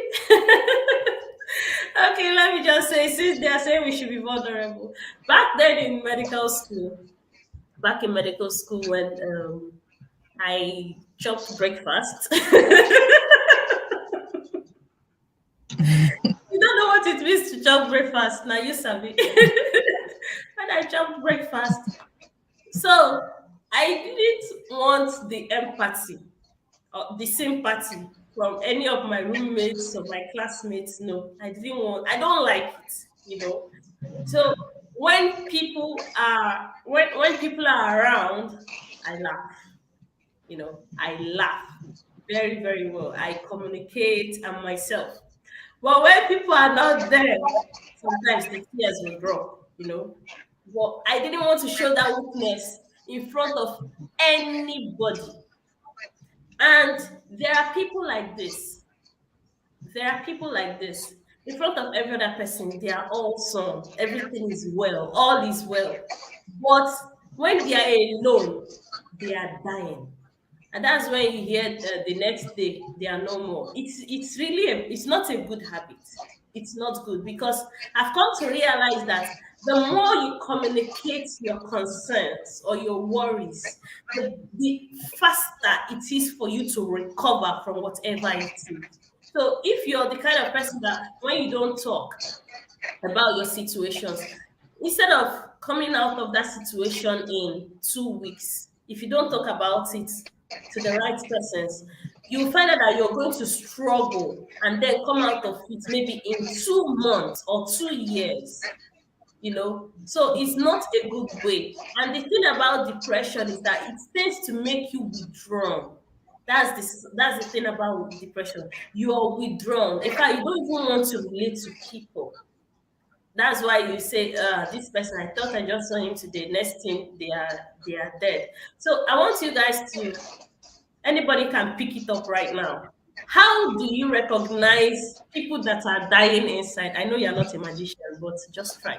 How do you recognize people that are dying inside, and how do you get them out of such situation before it gets worse? Anybody?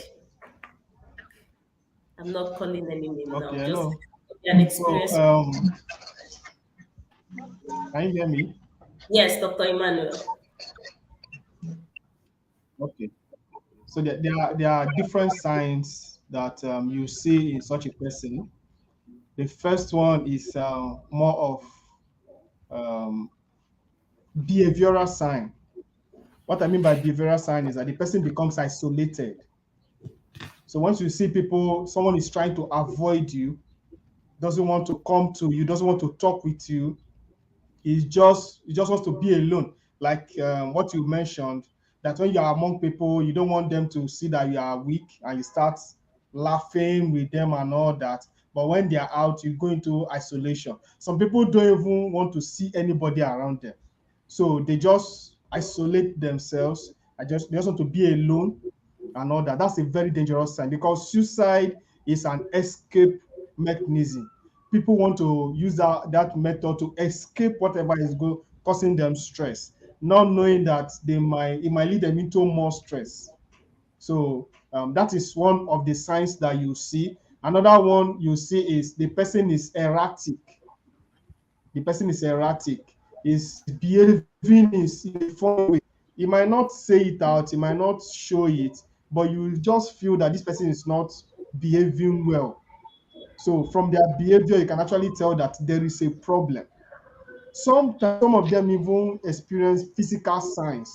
The person can actually fall sick, because that kind of, especially if it's emotional stress, the impact on the body is so dangerous that it can even lower your immune system. And once the immune system is low, the person can come down with any disease. So when the person comes down with any disease, you can easily go to the hospital, and you see the person going in and out of the hospital, or complaining, I'm always having headache, or I'm always having. You need to find out what is wrong with the person, because it's not something that is normal. It's not something that the person is usually used to. It takes someone who is really, really hardened to cover up a stressful situation without actually letting others know. Like in the case that Charlene mentioned earlier, she didn't have any idea, or probably she would have overlooked it. Sometimes we overlook some of these things because they are actually insignificant. For instance, you're trying to reach a friend and it's not picking, you'll be like, okay, maybe he's busy. Yes, and not knowing that the person is going through so much. So at the end of the day, we might not be able to help the person. But if you notice that you're trying to reach someone is not going through, it's a red flag. You need to try as much as possible to reach out to that person to find out what exactly is the issue. Why are you not talking to me? What is the problem? Because for some people, they will not talk to you, but you need to probe and probe and probe and probe, sometimes for days, before they will not find out, okay, come, let me explain to you what is going on. And you discover that immediately they explain it to you, and you guide them, they feel better. But I don't know why people find it difficult expressing their grief. I don't know why people find it so difficult telling people that look at what I'm going through. I don't also know why people find it difficult crying. Should I tell you why? Crying, but Yes, by just crying, you can relieve yourself of emotional stress. Like I think it was Samieh that was saying it that don't tell men to be a man, be a man, be a man. I don't like hearing that word. Allow me to be a woman and live long. So if you keep telling people, yes, don't cry, don't cry, don't cry, they keep bottling up, that is what is causing them. And this is very common among men. You see, most guys, they don't share what the issues are. You see your husband coming from the office, he's moody. What is the problem? No problem, everything is fine. But he's dying inside. So it is a very, very uh, classic case of going through so much and not being able to. So you need to force him to say it out, because there's something in saying stuff out. When you talk, there is a stress management, a kind of calmness that comes upon you. I remember in those days when we finish reading, in medical school, you have to cram some things. And when those things don't come out in exam, you have to look for a way to offload it. If not, it will give you a headache. So sometimes we just go to the trees and start quoting those things we have crammed that didn't come out. If not, it will give you serious headache. So by the time you've talked and quoted everything, you are now calm.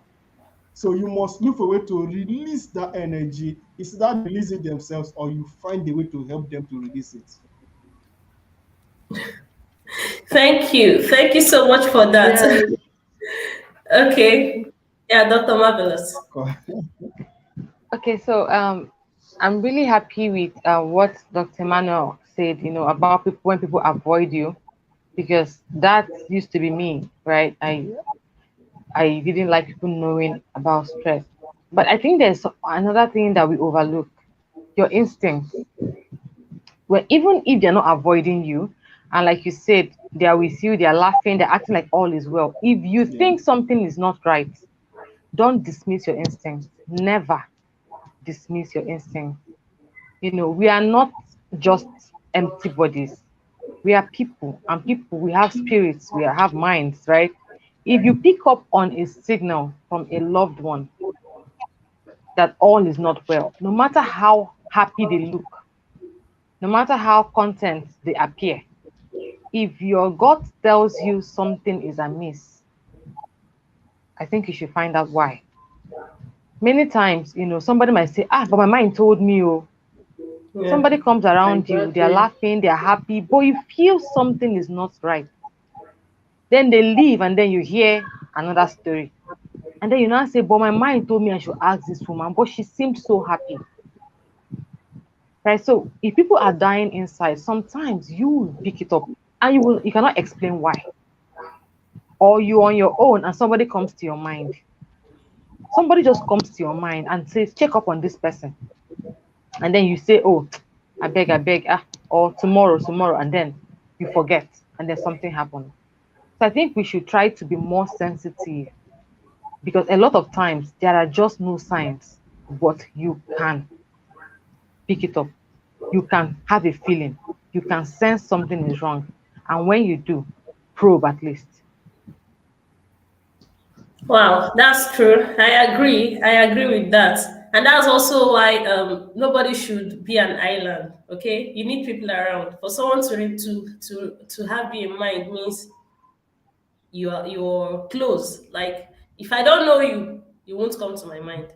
So don't try to isolate yourself. I don't mean the isolation that causes depression that sometimes you don't have control over. I mean just be trying to isolate yourself with that mindset we have as adults. Hey, I don't need friends. The more I grow, the more my circle is reducing. This kind of mindsets we give ourselves. We need people who Yeah. there's a way life will hit you like this. Exactly. You get help. You look for help by force, and that help will come from people around you. Thought you wanted to say something. Yes. I was going to use myself as a case study too, because there are sometimes we think that you are you don't want to communicate. And also, just to continue from where Dr. Marvellous stopped, instincts is important. But I also want to mention something about these mobile phones. It's not just a handset, it's a communication device. We need to continue to keep in touch, even if somebody is not reaching out to us. let us make it a point of duty to continue to reach out to people. When they come to your mind, just reach out to them and check up on them, drop a message, a voice note. You don't even have to call. You don't have to make a long call towards them. Just, pick up your phone, drop a voice note. I thought about you today. Hope everything is okay. If you need anything, I'm always here. Ciao. Just a 60 seconds voice note or a text message. Then I also wanted to say that sometimes we feel like we are not communicating, but if you are really observant, you will notice. My husband usually says something that when he has noticed that when I'm stressed or when something is bothering me, I always hiss and sigh. To me, I've never noticed that that's what happens.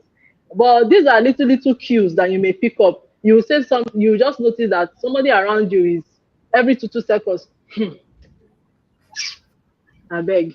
All these little subtle cues. And then you will now ask the person, this one where you don't decide they hiss this morning. What thing happen? You will not find out the person, do you mean that like I've been sighing and hissing? Like I don't even know. So sometimes it's really important to, observe some of these cues. Sometimes they express it subconsciously. They don't even know. And you too, if you are just constantly ignoring, you might also not observe it. So even in your tone of voice, somebody might be laughing, but on that tone, you can hear that laughter is not from the person's mind. Sometimes we notice these things. Even when you look at, if you look at the eyes doesn't lie. Somebody might be laughing. Your facial expressions, they really give out a lot of information. Somebody might be laughing, but you can tell that, no, this person is really not happy. When you look at the eyes, you will know some of all these things.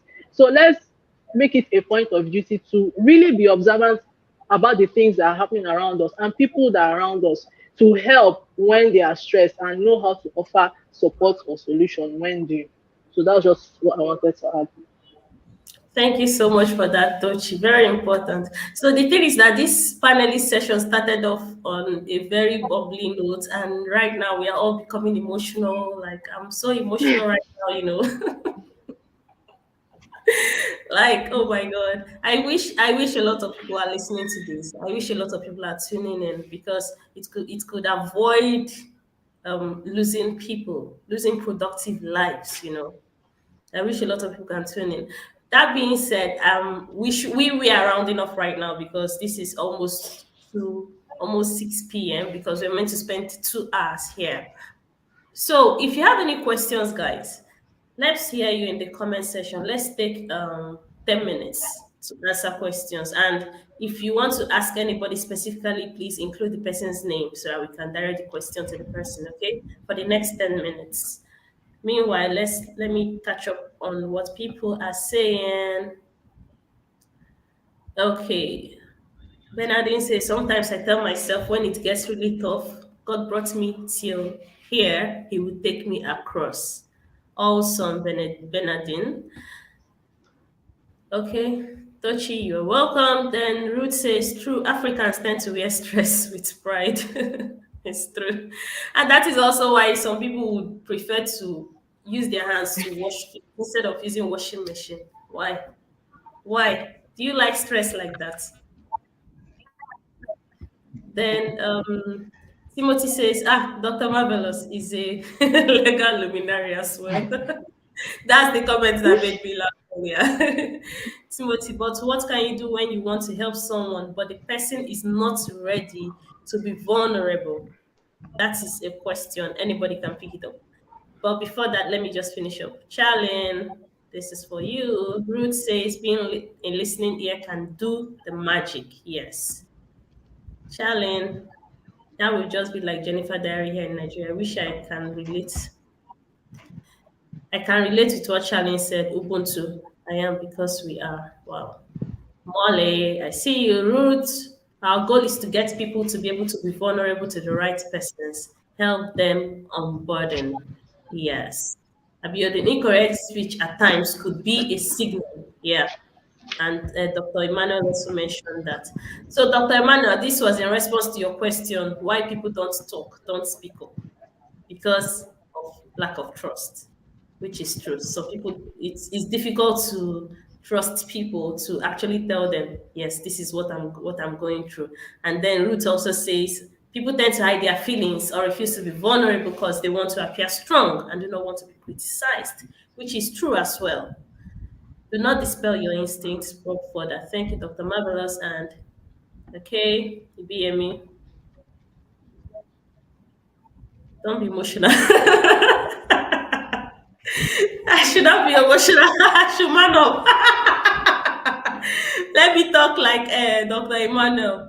Allow me to cry like a woman so I will live long.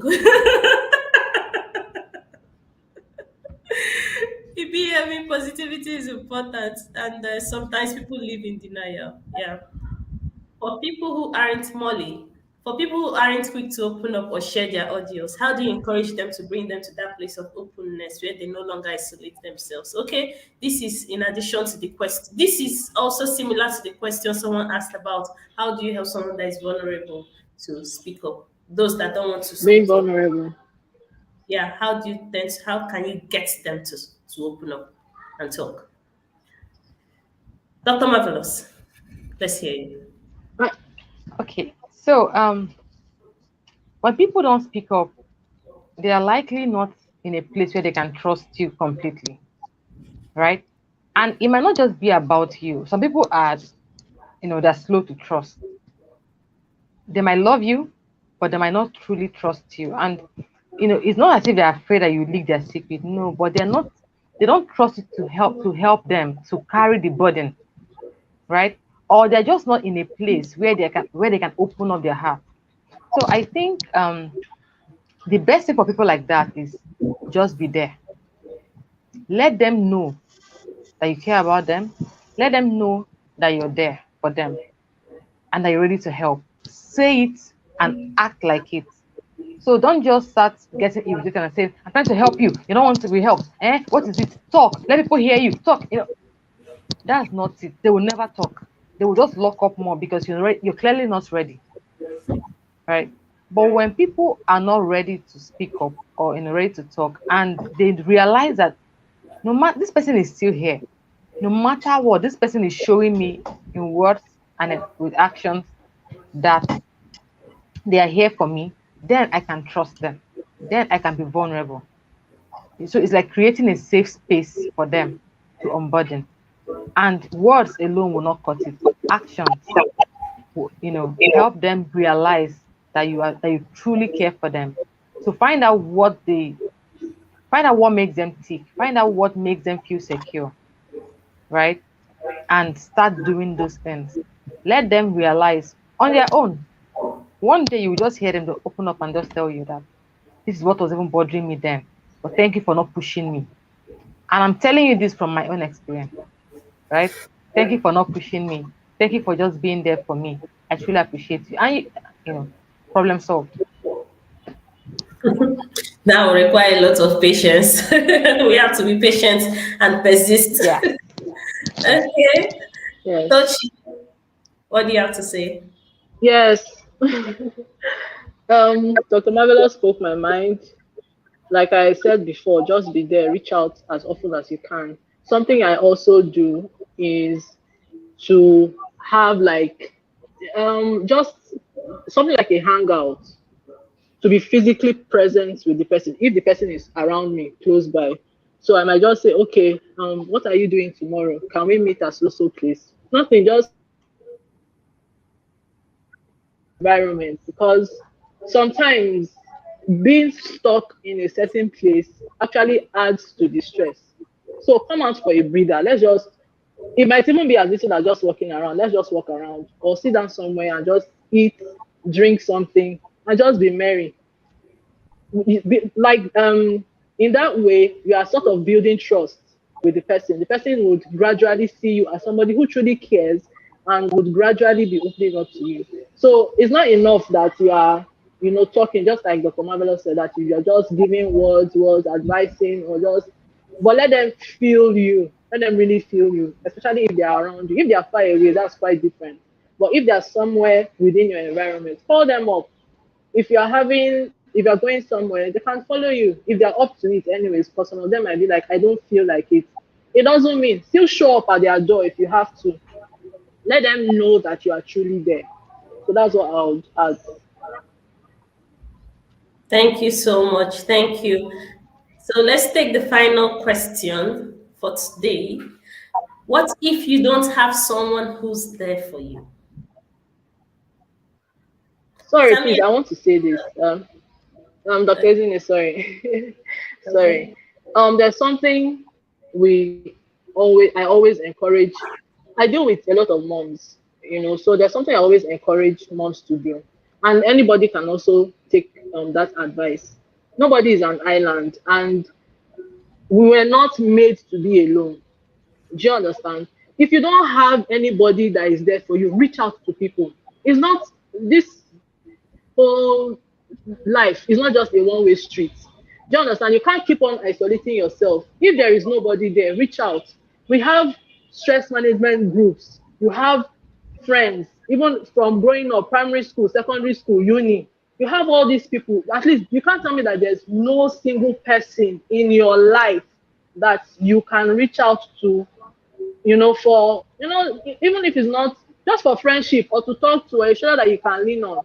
So don't wait for somebody to always be there or to reach out to you. Do the reaching out, build relationships, build your own circle, set your table and let people come and join you. You understand? So don't just wait and say nobody is there for me. You have friends, there are people who you have met in this your life journey. Reach out to somebody that you trust and build your own circle. Dr. Marvelous. I was applauding her. Okay. Well, no words. Dr. Emmanuel, let's hear from you as Samieh. If any of you want to say so, want to add Okay, something. so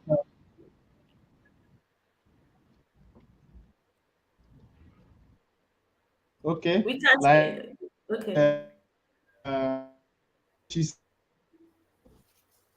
you can't be an island. I've discovered that when people you know, can you hear me? When some people say they don't have anybody, the true situation is that they are not really friendly. So people avoid them. They don't want their wahala. So I have a lot of people around like that. When you ask them, they say, nobody's really my friend. I don't know who to talk to. You can't get to a point where there is no human being on earth that you can call and say my brother. Because if you don't have someone you talk to, it's easy for you to come under stress. Do you know that sometimes, even as a stress management coach, I do experience stress. When I come back and I'm really stressed out like that, I need to talk to my wife and say, okay, what's happening? We just gist. By the time we gist and all that, I forget whatever was causing me stress. Sometimes I call Dr. Marvellous and say, what's happening? How is Lagos? Before we gist for like 5 to 10 minutes, stress disappears. So you must have somebody in your life that at every point in time you can easily call. It's just a phone call away. Or you can want to discuss what is causing you what is causing stress. But by just gisting generally and laughing, stress changes. You are like, after all, this thing is too small, exit. But if you don't have anybody and say, please, I don't have anybody, but I want you to be somebody I can be talk with you. Because the truth is that you must come to himself or herself. You must have people that you connect to. Some people that I connect to, I don't even know them. It was when I went to Cameroon that I met Samieh. Exactly. I've never met her before, but we were talking as if we were that close, thanks to Dr. Ezine that connected us. I didn't know Dr. Marvellous from anywhere. It was when I went to Lagos, I connected with her. Same way with Tochi. I've met every one of them in person. And I didn't know them from anywhere. But if I was not the outgoing type, the person I just after this session now, I just go back into my Oh, yeah. shell and go my life. I won't be able to make much out of life. I'm telling you the truth. I won't be able to make much out of When I went to Cameroon, they were asking me, how did you know somebody in this country? It's like you know people everywhere. I said, well, that's what social media does. You understand? I went for a conference in Lagos over the week. I've connected with people there, and we're already chatting. You understand? So you don't need to say, okay, it must be somebody from my primary school or somebody from my secondary school if I can now, or it must be my church member. No, just speaking with somebody on the internet can do the magic. So there is nobody that can say sincerely that there is no one he or she can. It's not possible. Thank you. Thank you so much. Okay. Thank you so much. Hey, Chineke. My former self. My former self. Hey. I will not talk to anybody. Oh, people should leave me. Instead, come and be talking to me. Until one day, it was oh my god, it was so terrible that I had to break down. Like I started crying. Hey, people only tell me their problems. Nobody wants to listen to me. Oh, I've not even talked to anybody, and I'm here complaining that nobody wants to listen to me. All these things stem from trust issues. When you are not sure of whom to talk to, you don't know who is going to carry your story. But if you don't be vulnerable, nobody will listen to you. And the interesting thing is that when you start talking, when you see some people and actually start talking, you realize that there are people that actually want to listen to you. Yeah. I have a friend all the way from India. If I call her right now, she's ready to keep listening. I'll talk. Just a listening ear. Oh, my husband. There was a time I was talking to my husband. I kept talking. We drove for long. That was, I think, about 1 hour journey. I kept talking and talking and talking. He told me, just randomly, is your mouth paining you? I said, no, why? He said, I've been talking since we started the journey. So you have to be vulnerable. You have to be ready to open up before you can say yes, whether somebody wants to listen to you or no, nobody wants to listen to you. Somebody just wrote to me randomly on social media, a colleague from India. She wanted to ask questions. She's now on my contact on WhatsApp. Like, she just wrote to me randomly. When we finished talking, she was like, wow, I didn't know that I could find someone that is kind like this, like a stranger that is kind to me like this. So there are people that actually want to listen to you, but you have to talk before they will have something to listen to. All right. So I really appreciate all of you. I really appreciate you guys. Let's catch up. While we are catching up on the comments, I want you guys to appreciate these panelists, because I'm leaving here so charged. I'm going to build my social network. I'm going to do so many things, even though I already know about stress management, but I've learned a lot. And Dr. Emmanuel, it's not fair. The people I've connected you with, you've seen all of them in person. Whereas I've not seen any of you guys in person. Dr. Emmanuel, Samieh, you've seen Samieh, you've seen Marvellous, you've seen Tochi. I've not even seen any of you in person.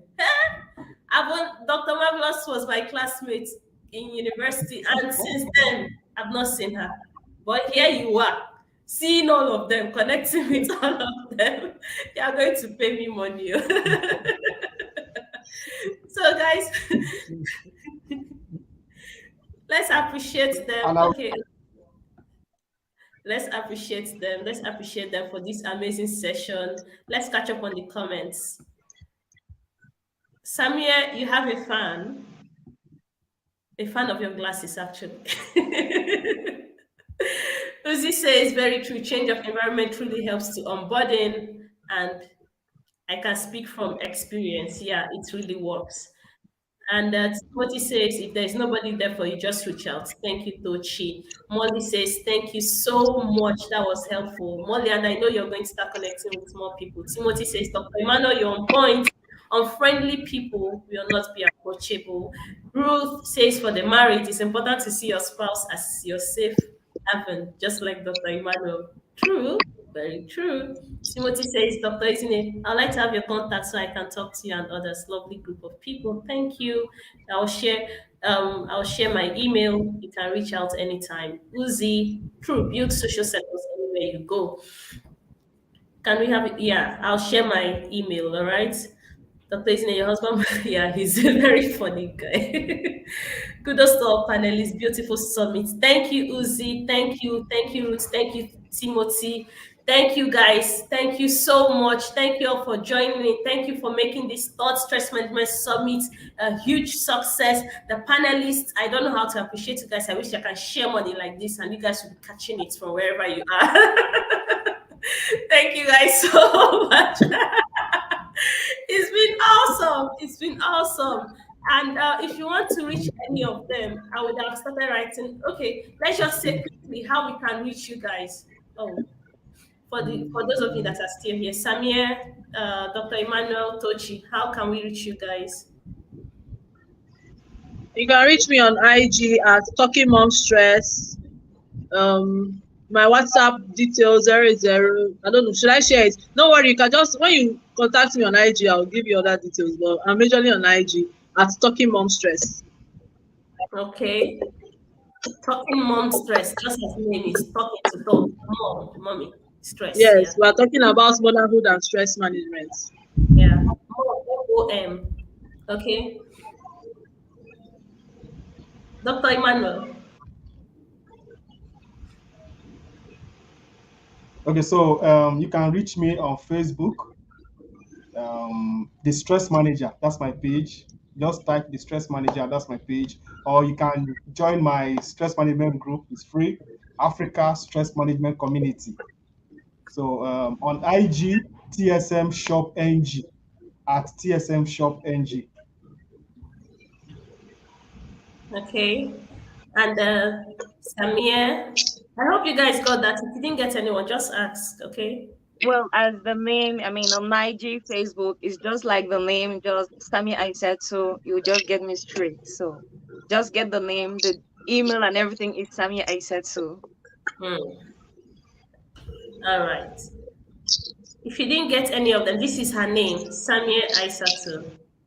Okay. Thank you guys so much. Thank you for making this summit a success. And I would really appreciate if you guys can give us a review on our Google page, okay? You can check it on your email or you can check it out. I just shared it in on the chats. So you can also check your email. Just give us a review, give us a feedback because we want to improve. We want to do better. We want the summit to be, we want to keep improving. Charlene, can you hear me? Okay, seems her network isn't great, but you can reach Charlene through her name. Yeah. Yes, her name. This is her name on all her social media platforms: Facebook, LinkedIn, Instagram, Charlene Gail Tarawana. So you can reach out through any of the platforms. So you guys, if you want to partner with us later, because this is not the last of the summit, we still have another summit coming up, God willing, next year. I hope to see you guys. I hope it's going to be bigger, much better, and it's going to be possible with you guys. So thank you guys so much for making this summit a huge success. I really appreciate you all. Do feel free to reach out for any other thing, all right? Feel free to partner with us. Feel free to respond to our emails, to our thank you emails that will be going out soon. Feel free to give us a review on social media, on Google, so that we can improve, all right? Or a recommendation or whatever you feel is awesome. Please share, okay? Thank you so much. I really appreciate it. Bye. Bye-bye. Thank you Bye-bye. for having us. Thanks. Bye. Bye Take care, bye. everybody. Bye. Remember to rest off phone. Bye.